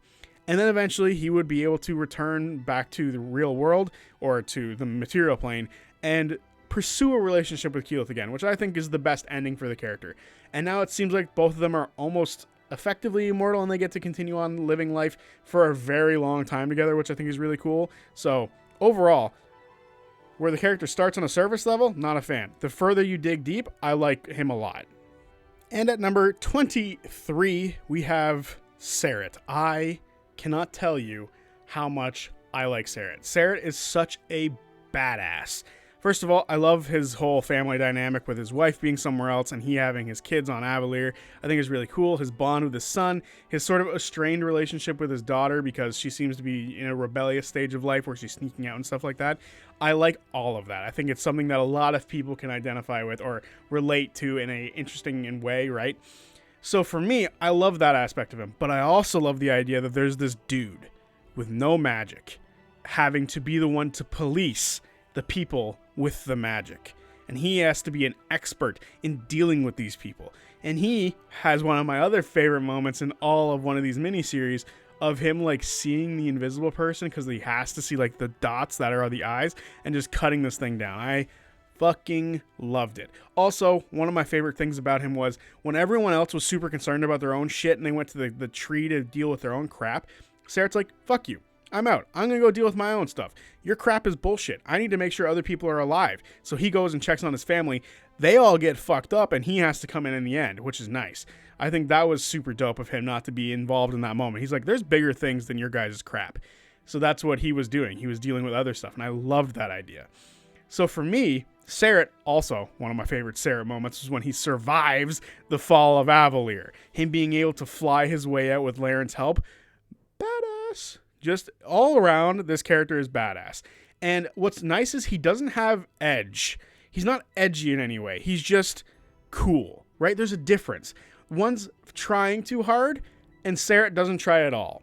And I fucking love that about Serret. He is such a badass, super intelligent, super cool, super calm and collected. And I love like this, the whole like he's based on a cop deal, like, or a detective, which I think is really cool. I'm a big fan of detectives type stuff. So for him to be that, just really cool. I don't know. What can I say? Serret's cool. And he uses tomahawks that he just calls hawks, which is awesome because he's a bird man. So the hawk is using the hawks. He's just cool, man. Number 22, I have Liev Tel, who was notably absent in my first video when I did this because I'm foolish. But Liev Tel, in my opinion, when she was first introduced, was just there to like add a tiny bit of healing for the one shot because she was introduced with Bertrand Bell. She was there to aid with a bit of healing. But then on top of that, she was there to serve as like another way for the players to sort of hate on the Raven Queen a little bit, like, oh god, this Raven Queen bitch has to be with us. We don't want to like this bitch. But then she, they start to like her because she's healing them a lot. So I think it's funny the way that Liam sort of brought this character in to serve as that. And then afterwards, she would hook up with Bertrand Bell. Who knows if they have kids? I don't think they do. Something about that just doesn't feel right. But what I do think is really interesting is when we see her again later, and she serves as like a connecting tissue to the gods, or at least to the gods for the Bell's House, right? And the best connection that they formed with her was for Laudna. Laudna felt comfortable around her because that was a different circumstance. For the entire campaign, Laudna was concerned what the Raven Queen would think of her. So then when she met Liev Tel, and Liev Tel was like, no, like, you're a weird circumstance. That's nothing to do. You didn't do that on yourself. Other people did that against you, against your will. And that was really dope. And for Liev Tel to be the character to like sort of put that aside was really cool. And then on top of that, when Liam took control of her again for the Vox Machina stuff, she was the one that used her divine intervention to free Vax, which I thought was really cool to free Vax, to begin the freeing of Vax. She like pulled away at the Malleus key, and then Keel was able to grab it. So ultimately, because of Liev Tel being introduced to be this character to not mock Vox Machina, but to sort of tease Vox Machina in this way, ultimately led to saving Vax'ildan, which I think is really cool, and a fun circumstance of things that happens when you go to make a character who's trying to almost be antagonistic towards the other players. And at number 21, I have Vex'ahlia and Trinket. I am putting them together because why not? It just makes sense. I like this character so much because I love that she is just a walking trope. The trope of the money hoarding PC. I swear to God, there's always a money hoarder, and sometimes there's multiple money hoarders. I swear, every time after a combat, some of my players will just loot a body because they want whatever minuscule amount of gold they have. But it is just funny to me that this character is a walking, talking trope of the money hoarder. And it seems like the rest of the cast just agreed to let her be the only one to do it, which is hilarious to me. So honestly, love that a lot. I think it's a lot of fun. I love her relationships. Scanlan and Trinket have a funny relationship where he constantly makes fun of Trinket all the time. And, Vex obviously defends the bear. I love that. I think it's a lot of fun. I also love her relationship with Vax. I've talked about that plenty. But one of my favorite relationships in all of Campaign 1 is her with Percy. Now, it kind of, and I will admit this, it kind of comes out of nowhere. But once it's there and it's in the air, it's kind of fun. It's a lot of fun for the two of them to be able to be super jokey about it. Obviously, everyone knows about the bathtub scene now, which I think is hilarious. And I just enjoyed it a lot. And I'm so glad it got animated. But obviously, it was just super fun for her to be able to break down the walls of Percy. Right? Beforehand, Percy was super edgy. To the point where it was kind of looking like he could be a villain edgy, and then she broke through that edge, which I like. Whereas Vax carries his edge the entire time, Vex'ahlia was able to break through Percy's edge, and he really mellowed out with the campaign continuing. So for me, what she was able to do for Percy makes me like her a lot more, because I like Percy a lot too. So overall, like her relationships, like that she's a walking, talking trope. She has one of my favorite moments in Campaign 1 where she's able to shoot the arrow through the destruction orb that transports things into the Shadowfell, and that's when she's able to see that there's an army back there, which is really cool, and it tied together the whole Ziggurat thing. So she did that. That was one of my favorite moments where she was like, fuck it, I'm going to use my Miracle Eye here to look through it, and it was really cool, really badass. So we are finally in the top 20, and this is going to be a long video, and I'm sorry about that, but it is what it is. I decided to go way too far with some of my videos, and this is one of them. So at number 20, I have Breas. I love Breas. First of all, he's, in my opinion, a super unique bard. I think the bard aspect is like the most unique part about him. Like, him working with Asmodeus is really cool and really interesting because he's like one of the few characters who you might think is truly evil. But we see as time moves forward that he's not evil, he's conflicted, which I like a lot. I like the conflicted type of character. But I want to talk about the bard for a minute, because normally when you get a bard, yes, they are horny bastards. And yes, Breas was a horny bastard. But instead of being like a musician or a poet or, you know, someone who sings, I said musician already, but singer, he draws things, which I think drawing and painting is a very underutilized art for a bard. So I appreciate that a lot, that he was able to make that make sense in a very fun and good way. It was a lot of fun to see him do it. It was really cool. So then, moving on to the other aspects of things, I love how he connects to Campaign 2. Yes, my Campaign 2 is showing, as it's going to continue to show as we move up the list.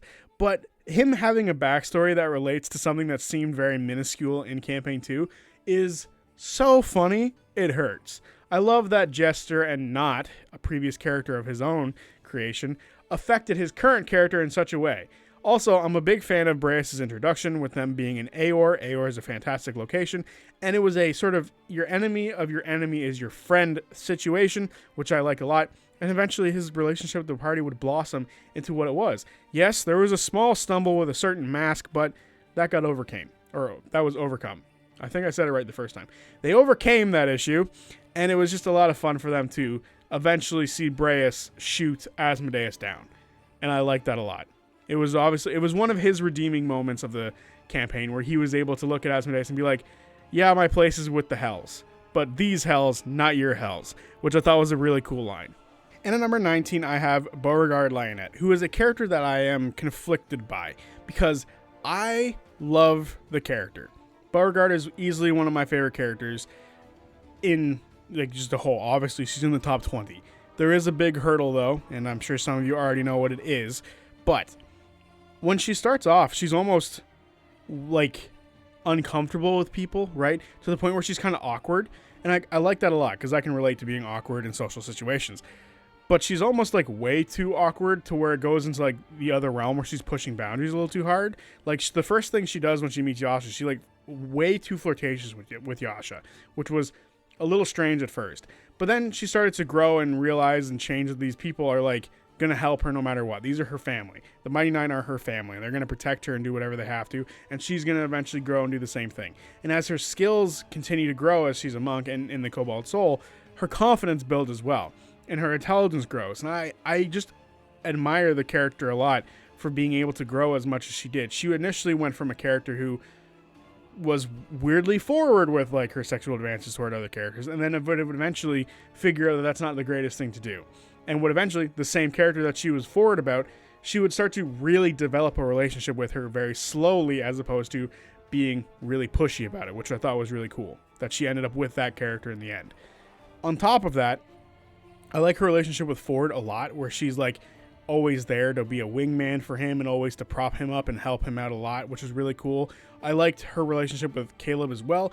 One of my favorite moments is when her relationship with Yasha got tested, was when Yasha got like mind controlled over to the other side, and she thought that was a choice that Yasha made. Now, of course, she was just hurt in the moment and she really wanted to help Yasha, but at the time, her and Fjord both were like, no, we gotta kill her. But then they both overcame that, which I like a lot too. Overall, I like the character, and I like the growth that the character had. She went from being really immature to being something really mature, which was nice. On top of that, she has awesome moments. Obviously, she has really cool badass monk shit moments, which are really cool. But one of my favorite moments is when she sort of figures out everything that's going on with Lucian, the Nonagon, the Somnovum, all of that stuff. When she figured all of that out, and there's like a montage, like 20 minutes worth of her figuring it out, which is really fun to watch and really listen to her like explain it, is simply one of the coolest moments in Campaign 2. So with all of that being said, there's a massive hurdle that is the reason she is this far down, and some of you are going to call it petty as hell. I fucking hate Monk. okay? I can't stand the class. I hate it so much. I just don't like it. I don't know what to tell you. I just don't think it fits D&D. And yes, Matt did an excellent job of making a Cobalt Soul monk, and it is fun in some occasions, but I just don't see it. I just don't see monk. I'm sorry. I just don't like it. At number 19, I have Dorian Storm. This character is just so much fun. First of all, Robbie, let's just be real. You belong on the cast. Everyone agrees. Just be a part of the cast, please. Just be there for campaign 4 the entire time. We all want you there. And it's because of Dorian that we all think this way. Dorian melded so quickly with Fearne and Orym just right off the bat. And it was a lot of fun seeing them in EXU and how Dorian was able to just really be super charming the entire time. And it's because of Robbie Damin. But he played Bard super well and was super fun. Honestly, was one of the main reasons that I kept tuning into the original EXU. Because as much as I liked everyone else, I really just wanted to see what Dorian was going to do. Because Dorian was the one who was struggling the most, along with Dariax, was struggling with the crown. He thought maybe that it would be really useful for him to have. And he was the one who sort of left Fjord Stone behind because he thought that would be a better move for them to leave this person who is a little bit too on the good side of things. To leave her behind, maybe that way we can do what we need to do and push forward. So I liked that a lot. The character was kind of willing to make some dark choices to continue moving forward. And then again, he would join the party for the beginning of Campaign 3, where we would meet Cyrus, and eventually his backstory would start to unfold to us. He was a royalty in the Silken Squall, which is something that I really wanted to learn more about. And he and his brother got into some deep shit, so they had to leave the party, unfortunately. And that's when Kymel happened. And then that's when the two-part happened, where Cyrus would die in terrible fashion, and Dorian would have to realize that he doesn't really have a place with the Crown Keepers anymore, and especially because the Crown Keepers were fading away, he left Dariax behind and joined the party again, which was good for him because he needed to be beside Orym. And from that moment on, he started to continue to move upwards as far as positivity. He would become a shining light for the party as they needed it, as FCG had just died, and he became someone to lift the party up, which I thought was great. He had the Caduceus effect about him, where he came in and immediately the party was able to elevate and move forward with things, which I thought was very good for them and very needed for them at the time. So overall, Dorian is a shining light in any situation he's in. He makes it worth watching, and he's just super fun. I like the character. And eventually we get to meet his parents, which is really sweet and really cool, and the way that he hugged his mom was very endearing because everyone inside's a mama's boy. So overall, loved the character of Dorian. Hope we get to see more of him. At number 17, I have Ashton, a character who I think has some of the most growth in any campaign thus far. He starts off as a character who, isn't fond of too many people being around, and he's kind of a dick to other people as he meets them, especially Bertrand Bell. And once, he has walls up. He has walls, and people can't get through those walls until you forcibly break those walls down. You have to break them down. He immediately connected to people like Fearne because of their, the both of them being, kind of different from other people. So the whole klepto stealing thing was shared between the two of them, which was nice, which is something that I like a lot. I like his and Fearne's relationship. I like that a lot. Also, his and FCG's relationship is really cool. Him and Laudna have an interesting relationship as well, where they both realize that they're both fucked up in different ways, and they sort of acknowledge that for each other, which is really cool. But as far as the walls being up, which is an interesting thing for him, because I feel like there's even walls for us as viewers for the Ashton character. Because eventually, as their walls would begin to crumble away and be smashed down, the first one being when they stepped up to sort of pursue the people who killed Bertrand Bell. Because beforehand, he hated Bertrand Bell, or at least he made it seem like he didn't like Bertrand Bell. And then once Bertrand died, Ashton stepped up in a big way to pursue the people who killed them, or killed him, which was a really good moment and a good showing of the kind of person that Ashton was at the early parts of the campaign. It wouldn't be till much later that those walls began to truly crumble away after a handful of mistakes that we all know about. And eventually their true selves will be shown, as they are a protector, someone who wants to take care of everyone else, and will not leave anybody behind, carrying Laudna's dead body out of the fight entirely. They carried Laudna. They picked up Laudna and carried her to safety so they could revive her. No one gets left behind because Ashton was once left behind. And I love that type of character. At number 16, I have Grog. I love this big himbo. He's so great. He's dumb and strong, and that's about all you need to know about him. He has his favorite colors and his favorite shapes. He can only spell 4-letter words until much later where he becomes Groggery Strongjaw.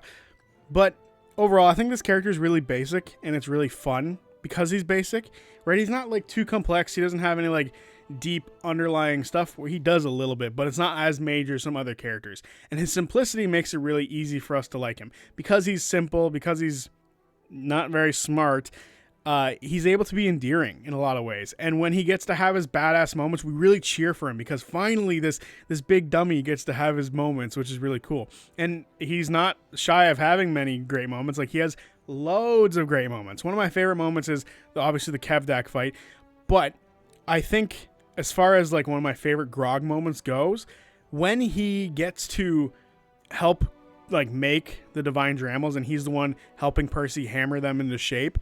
I love Matt's description of this cobbler, like this adopted son of a cobbler now making this divine weapon is such a cool thing. And I really can't wait for them to animate that. When they animate this moment of Grog hammering and like the sparks coming off, leaving a shadow on the wall inside this volcano, and I hope they do it that way. They might change it, who knows. I just can't wait to see that because it just invokes such a powerful idea that even someone who starts off small can become one of the most important people to exist. Without him, Exandria is mildly fucked right now because he's the one with the strength and the force to be able to make and hammer these Dremels into the proper shape that they need to be. Without his raw strength, being guided by the intelligence of Percy, a character in which he's had a handful of like altercations with throughout the entirety of the first campaign, they would be fucked. I love that moment where the two of them come together, their brain and their brawn become one, and they forge the Dremel. Such a badass moment. Such a fun, cool way to show the progression of Grog and his ability to be able to forge relationships with people, his ability to be able to use his strength in more ways than just smashing people's heads in. Awesome moment. Grog is dope. Very simple, but dope. At number 15, I have Keyleth. I think Keyleth is one of the most interesting characters. First of all, she's based off Avatar: The Last Airbender, so badass, really dope. She literally has to go around and collect the 4 elements, the same ones that he did. Love it, love it, love it, love it. I think her story is awesome. Her having to go around and unite the other Ashari is really cool to prove that she is worthy of like being the leader, being the Air Ashari leader, which is cool. The Tempest, the voice of the Tempest, sorry. I think she's very cool. And her role throughout all of the campaigns is really interesting because she has an impact on all 3 of them. Obviously, she's a main character in the first campaign. Without her, they would be fucked because she's extremely powerful.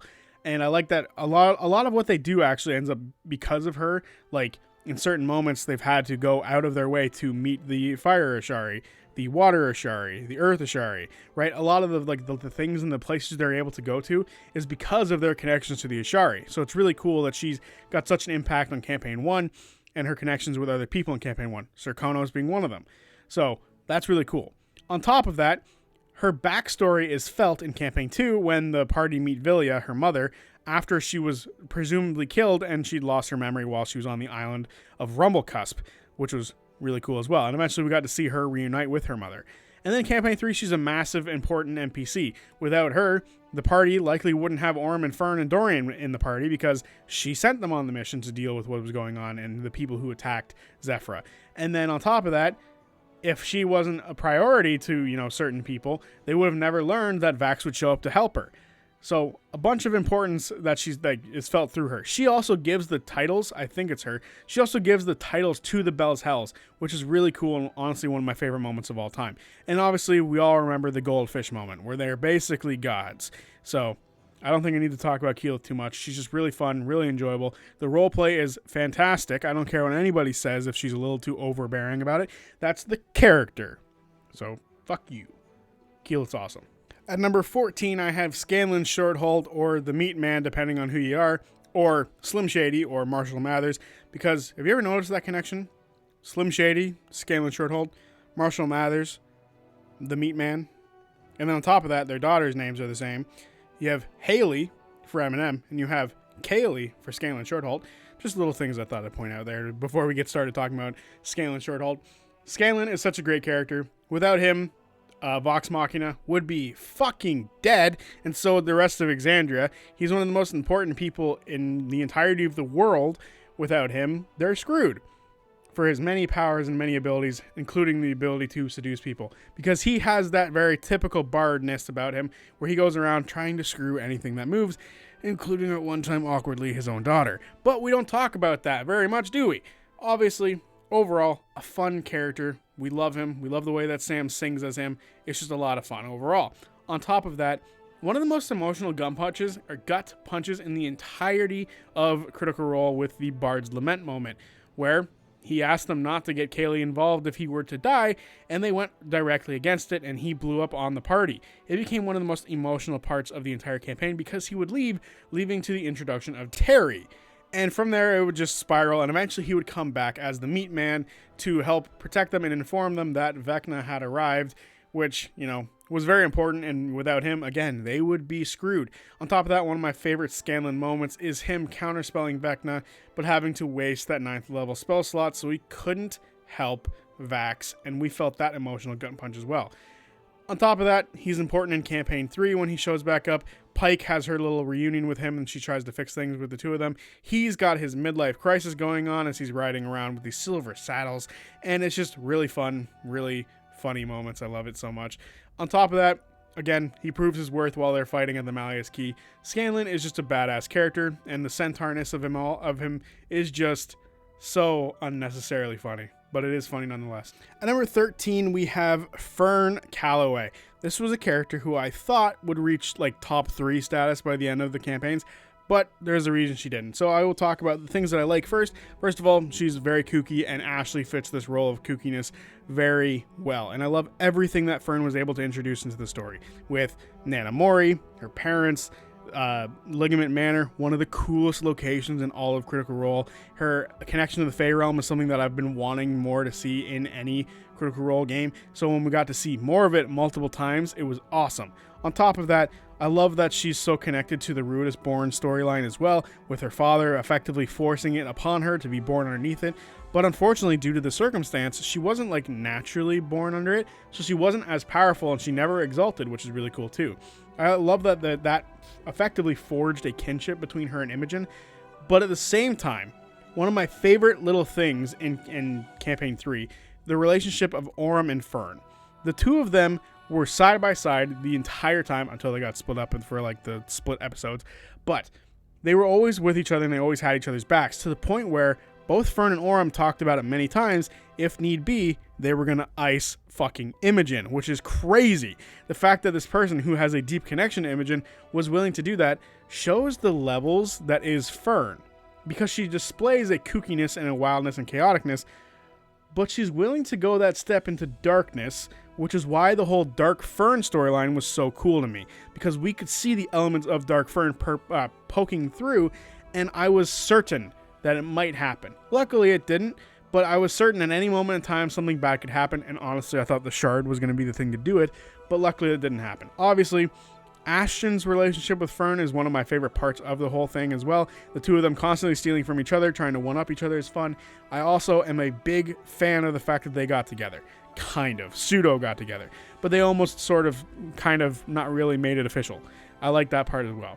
Overall, I loved Fearne's relationship with basically everyone in the group, but Orym and hers relationship and Ashton and her relationship are probably my two favorite ones. At number 12, I have FCG. Fresh cut grass. Faithful caregiver. Whatever you want to call them, they're weirdly, the heart and soul of the Bell's Hells. They left the biggest impact on this group, and it was so badass the entire time. First of all, they were the only communication between the Bell's Hells and the gods for a very long time in that group, and I love it. I love that the fact that FCG, this robot outlier, was yet again an outlier in faith. The only person in the group who wasn't flesh, and technically, I guess, isn't mortal, right? The way that things work with these robots, they could theoretically live forever until they get destroyed in some way or form. But the only one who wasn't in a traditional circumstance of life had faith, which I thought was weird and really interesting. So for me, I just really like this character because of how unique they are. Of course, one of the first Warforged or Aormatons in the entire series that is a player character, and it's not one of the only first, it is the first. And I just love everything surrounding this character. Their backstory is fascinating and really cool with the Karen Culling, and then eventually the Karen Culling sort of coming back to creep in later on in life when they slaughtered Dancer's entire like group. I thought that was great. And the whole FCG favorite smell things into the name thing, which was funny, goes into, the one-eyed monster thing and, whatever. We don't need to talk about that joke. But overall, I love FCG. So much fun. And their relationships with all of the cast is really fun. Ashton and FCG is one of my favorite relationships because Ashton is an outlier. So to them, identifying with this robotic outlier just makes sense. So the two of them having a very strong, powerful connection to where FCG would constantly want to be willing to sacrifice himself for anyone else, Ashton having to be the one to step in and be like, no, we don't do that. We don't trade lives effectively, which I love. I love the fact that this person who is an outlier and doesn't look like they care about anybody else would always protect this person, would always protect the robot. It was a lot of fun. On top of that, easily one of the most emotional moments in all of Critical Role was the FCG sacrifice. I don't need to talk about it for too long because you all know it already. It is powerful. It is beautiful. The words that are shared between Sam and Matt are insanely powerful. So good. And honestly, the emotional centerpiece of the entire campaign. Fuck it. The emotional centerpiece of Critical Role. At number 11, I have Imogen Temult. Yes, I finally said her name right. I'm sorry.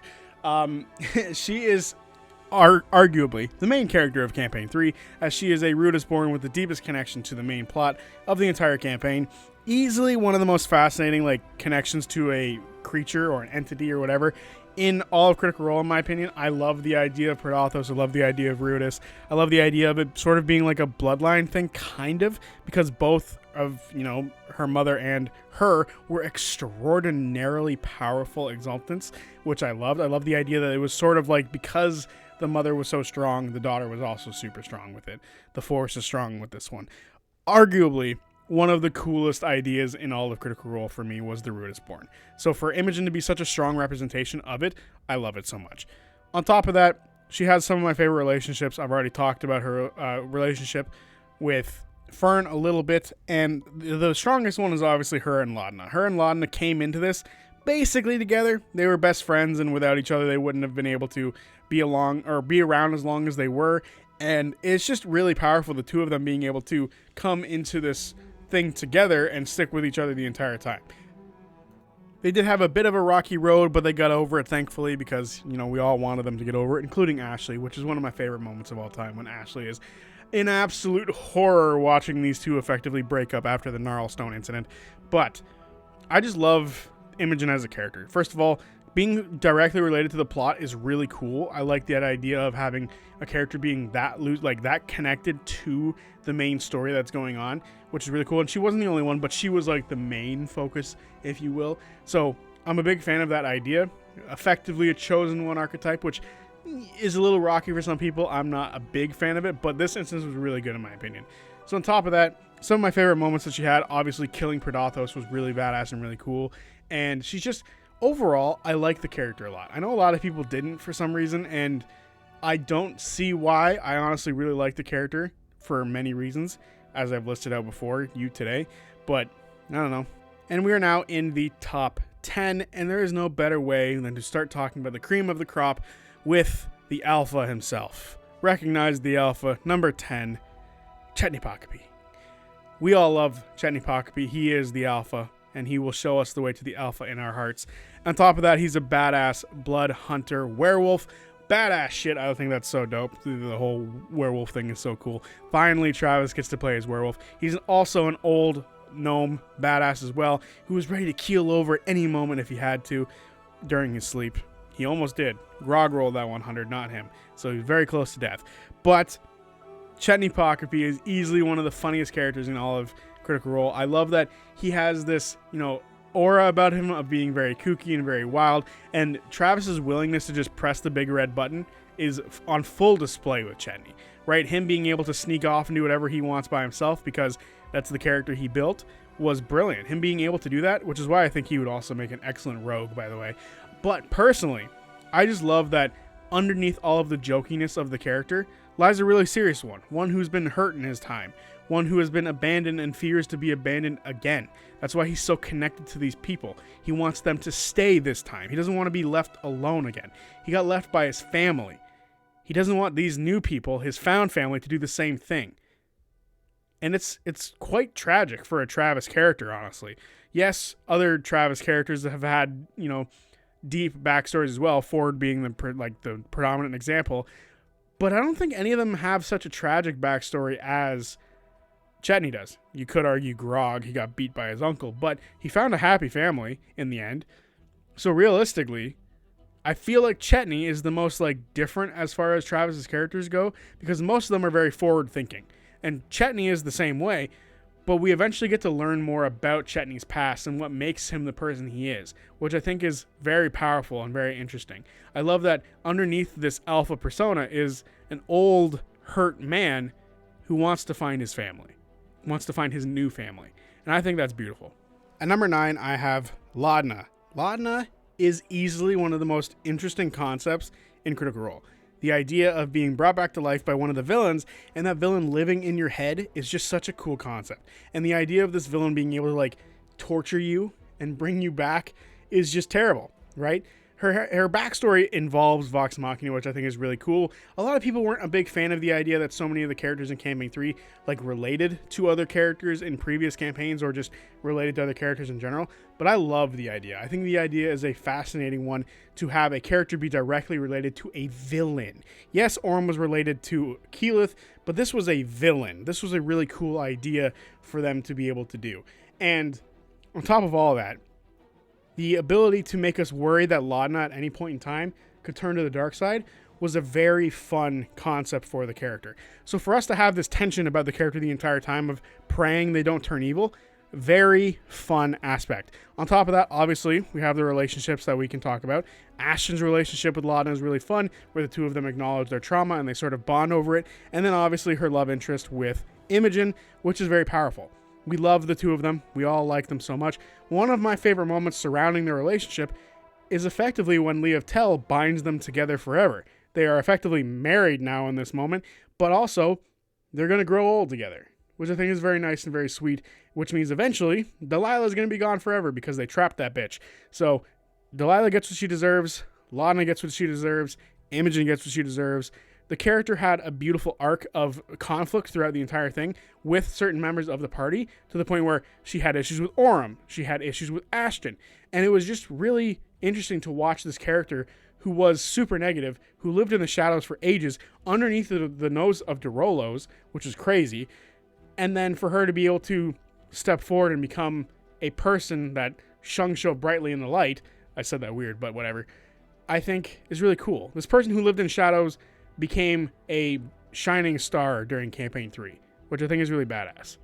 At number 8, we have Yasha, the greatest comeback story of all time. Because at first, I was not a big Yasha fan.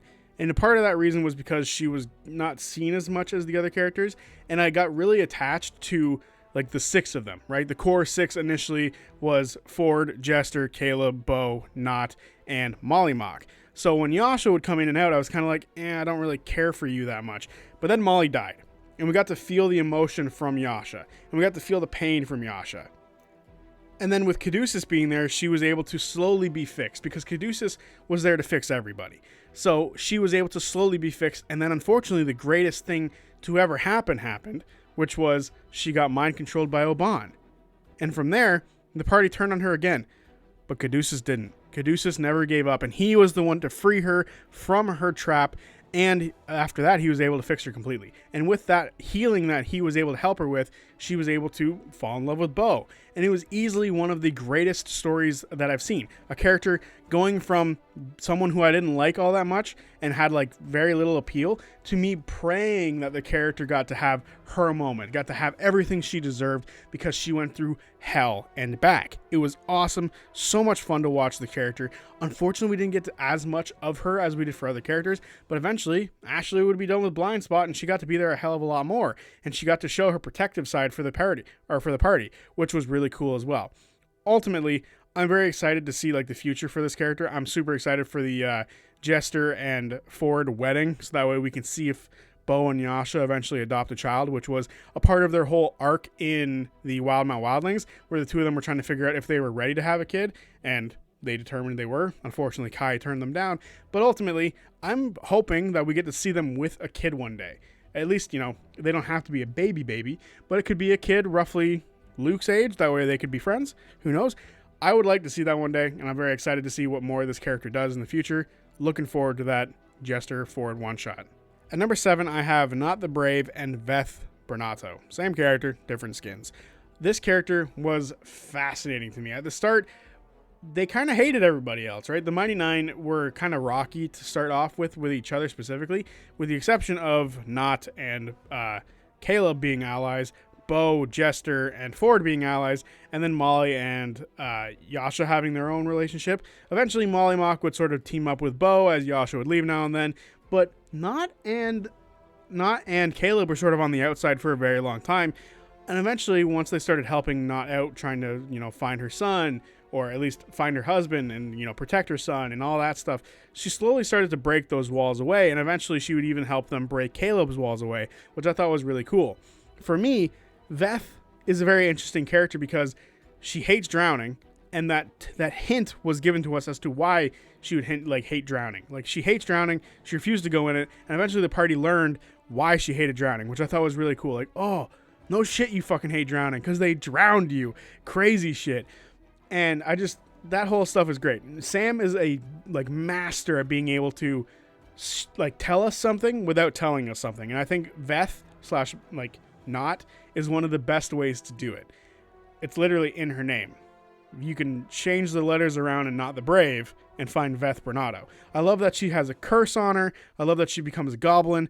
I love the moments where they are able to free her from her curse, and when she wakes up, she pretends to have a really good voice, and then she coughs and it's back to normal, and I love that shit. Sam was a perfect role player as her. That was easily his best role play, in my opinion. I know a lot of people might argue that, but I think Veth was his best role play, especially when he picked up a dagger that he couldn't let go of, and he really played into it with her, which was really fun. Also, I'm almost positive, and I could be wrong here, I think he's the only main cast member to do a gender swap thing for an entire campaign, which is really cool too. So, honestly, I love Veth. So much fun. Not was a really cool way to start off the character, and the literal progression of the character is one of my favorites in all of Critical Role. At number 6, I have Caleb Widogast. Oh no, my Mighty Nine is showing in my top 10. What a surprise.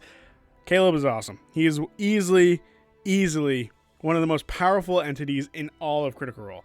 First of all, Wizard, really cool class to be able to watch, and Liam's creativity while playing it as the character to be able to describe the spells and how he's making the components into the actual spell that he needs to cast. I loved it every single time he would do it. He would take that over in Aurum, which we'll talk about in a minute. I cannot tell you how much this character went from one of my least favorite in the Mighty Nine to one of the best characters ever. I despised the fact that he kind of had a rivalry with Ford for the opening bit. There was a bit of tension between the two of them over who was kind of going to be leading them. Eventually, Caleb would relent and Ford would be the leader. But for a little while, there was heat between Caleb and everybody else on the group except for Not.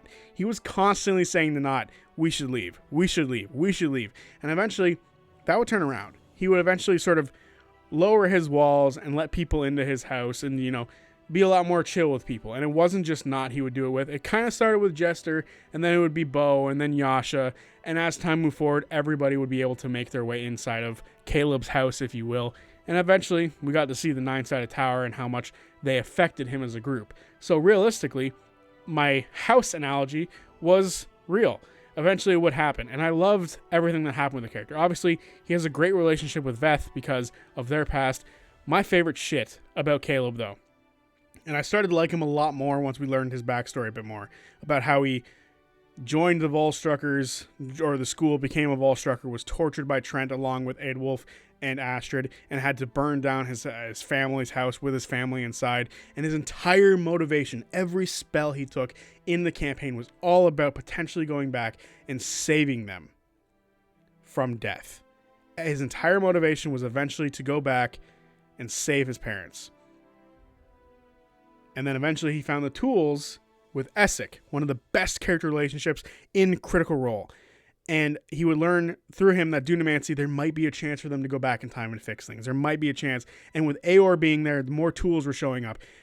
And at the end, he destroyed it, showing that he was now ready to move forward in life instead of moving backwards. Fucking poetry. It was perfect. At number 5, I have Aurum. Now, take everything I said about Liam being creative about Caleb and his descriptions of how he can cast spells and apply that exactly to the way that Aurum fights in every single combat encounter they had in Campaign 3. I swear to God, the way he was talking about like using battle maneuvers and just basic attacks, Seedling, the Vine Whip thing, his like air slash with it was all so cool. And eventually he'd be able to, through other things, use a bit of magic, and the way he would describe the magic was also awesome. Liam and his descriptions made both the characters of Caleb and Aurum super fun to watch 24/7. And on top of that, Aurum has one of the best backstories ever because it connects to not only one character, but 2 characters. We've already mentioned both of them. It connects to Darrig in a really cool way of effectively setting up the Aurum character because Aurum is effectively Darrig Light, which is really cool and really badass. But it also set up characters that would be in Aurum's backstory. All of his sisters-in-laws and his husband, who unfortunately dies with Darrig, which is terribly tragic. Liam, why do you have to do this so often to us? And then on top of that, he is now working towards being what Darrig was for Keyleth, a protector. And he would eventually become the Blade of the Tempest, which was really badass and really, really cool. On top of that, his relationships with other characters were really fun as well. Obviously, the Fearne relationship we've talked about a decent amount already, with him and her being effectively inseparable. On top of that, his relationship with Dorian is one of my favorite relationships in Critical Role. I just love how the two of them effectively complete each other, right? Initially, that wasn't the case. They were very brotherly-like, but eventually it developed into something more, and the two of them make themselves better like wholes, right? 2 halves make a whole, and that's what effectively happened here. I was going to say Dorian fills the holes of Aurum, but something about that just sounds wrong, but it's going to stay in the video. Screw it, why not? Anyway, I think the Aurum character is one of the best characters. Screw that. He is Liam's best character. Like, without a doubt, the way he was able to bring the descriptive nature of Caleb into it with like a super, super tragic backstory that we got to see constantly over and over again was really cool. And eventually him being able to take that place of Darrig was badass as well. At number 4, I have Percival Frederickstein von Musel Kowalski de Rolo III.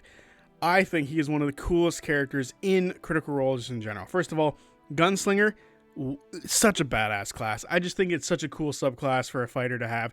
It is effectively just a ranged Battlemaster, and Battlemasters could already use like crossbows and stuff. So a couple extra steps here for good old Percy to be a gunslinger in that capacity, but honestly, it's a lot of fun, and his relationships with a lot of characters are a lot of fun. Him and his backstory is like the gold standard for backstories and villains in Critical Role at this point. A lot of people would always lean towards that, like the Briarwoods are the best, and part of the Briarwoods comes from Percy. So Percy is a gold standard character for a lot of people, and what's nice about him is, I've talked about this already, he is edgy, and he was super edgy to begin with. However, after his story was completed with the Briarwoods, because of characters like Vex'ahlia, he was able to truly mellow out. He was able to come down and be a more realistic person. He was able to take it down a notch and wasn't, just 24/7 murder bot, 24/7 edge. That went away. His vengeance streak snapped because of the help of everyone around him, including Scanlan by throwing away the gun. So, with the relationship of Vex that was able to mellow him out, it was really cool. On top of that, he's still able to go into that no mercy Percy mode. He's able to still kick it up a notch when he needs to, and I like that. There's a nice little delineation here between a character like Vax, who is always edgy and moody, and Percy, who isn't always edgy and moody and is able to sort of switch it off, which I like. Percy being able to be that character for long stretches of times where he's not an asshole is great. Whereas when he initially started, he was always an asshole. He has, in my opinion, some of the most like actual true like character development of mellowing out, which is nice. But I also like how creative Taliesin is, with the way that he like talks about how Percy's changed Whitestone and added more mechanical aspects to it, like the clock tower, to represent the things that have happened to the party as time has gone on. And the clock tower is just a really cool representation of the story of Vox Machina.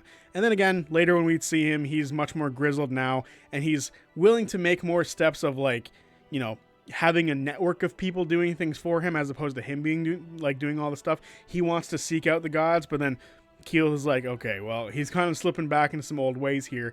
Maybe we'll never tell him where the gods are, which I think is hilarious. Overall, I love that he and Vex have this massive family now, and if the party, or if the cast ever really wanted to, they could take some of those kids and become players, which I think would be a lot of fun too. So the lore that Percy is able to add to the world, both in villain and in like scope, is just really cool, and I love everything that has to do with him. At number 3, I have Jester Lavorre. Jester, to me, is one of the most interesting characters in the fact that she tried to hide who she was. She tried to mask who she was by being someone else who was super close to her. She tried to be her mother, which I like. The way that she carried herself in the early portion of the campaign was Marion, not Jester. Eventually that would begin to crack as, you know, people made their way into being more comfortable with her and her being more comfortable with them. But what's interesting is even that mask that she put on at the beginning of the campaign where she was trying to be Marion wasn't quite Marion. It wasn't quite fully Marion. Part of it was still Jester. So you were able to see parts of the real Jester the entire time, but only some of it, mostly her confidence, was Marion. And the way she talked to Fjord was Marion. The way she tried to sort of, I don't want to say get in his pants, but the way that she tried to flirt with him was very Marion-like. And eventually she would become her own person, which is when Fjord would truly start to lean into that relationship as well.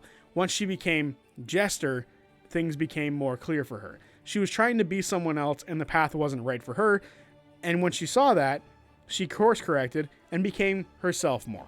And then the path became clear, which I fucking love. And then obviously on top of that, her relationship with the Traveler, one of the greatest patron relationships in Critical Role. Probably the greatest patron relationship in Critical Role. The way that he leans on her and she leans on him is beautiful and is a very strong friendship. And I love everything that has to do with the Traveler, Rumblecusp, and all that stuff that happened because of Jester and her involvement in the story. Just super fun, super interesting stuff that happened 24/7. And I like how she like develops in such a way throughout the entire campaign, where she can see other people and she's able to break through their walls as well. She is one of the main reasons that Caleb softened up over time. So for her to be able to see her problems and then fix them and then start to help other people was really cool and something that I admire quite a lot with the character. Also, Laura feels the most comfortable in that role. So there was something about Jester that really let Laura just be herself, I feel. I've always felt that she was the most comfortable with the Jester character as opposed to the Vex character or the Imogen character. Even if it's just slightly more comfortable, I still feel like she's more comfortable with Jester because of how easily she just slipped right back into playing her every time she gets the opportunity to. At number 2, I have Caduceus Clay.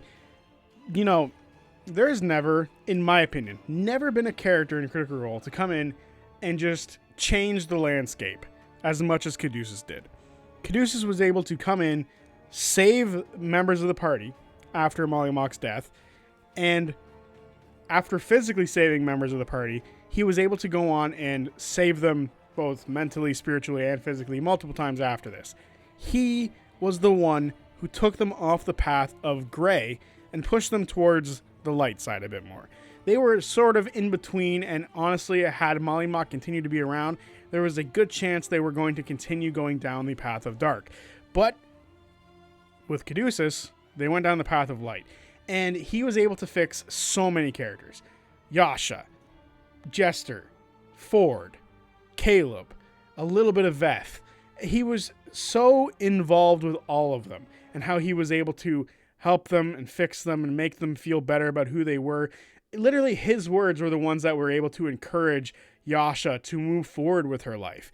Without Caduceus, we don't get Paladin Fjord. We don't get Wildmother Fjord. and it's likely that Fjord continues following down the path of Uk'otoa, and then they release Uk'otoa during Campaign 2, which would have been bad. Caduceus was the one who stopped that. Caduceus was the one who stepped up whenever someone needed to step up. Without Caduceus, they don't get to bring Kingsley back to life. They don't even get half as far as they did because he's the one who found the path with Divine Intervention. Divine Intervention was his signature spell, in my opinion, with how often he was able to pull it off. He was a beast, and he changed the landscape of Campaign 2 in so many ways. He's just such a compelling character, and he didn't even care about his stuff that much. He was more concerned about everyone else. He came in to fix things, and if he could fix his stuff along the way, that was great. But if he couldn't, he couldn't. That was sort of his mindset. And he has easily one of the best smackdown moments verbally ever, where he tells Trent Ickathon that he hopes he finds someone to mourn him when he's gone, because as it stands right now, no one will, which is insane. He also had a couple other words of encouragement for other people, but I think I've made my point pretty clear that no character has been able to change things the way that Caduceus did. And the number one is obviously Fjord Stone. I've talked about Fjord endlessly in the past. He is the greatest character in Critical Role. Without him, I'm not fucking watching Critical Role right now. Like, this character got me so invested into Critical Role, it's not even funny. First of all, I just like the class. Hexblade is badass as well, and Paladin Hexblade is even better. It's just such a good combination. On top of that, I am just a big fan of the whole pirate thing, right? He's got sailor parts of him, he's got pirate parts, and the Texas accent is hilarious at the beginning, and then on top of that, when he shifts to a British accent is great. His backstory is so good. Like, his connection with Uk'otoa, his backstory with Vandrin and the rest of the crew and Sabian, who sunk the ship. It is just, I believe that's how you say his name. I forget now. It's been a long time since they've even bothered with that character.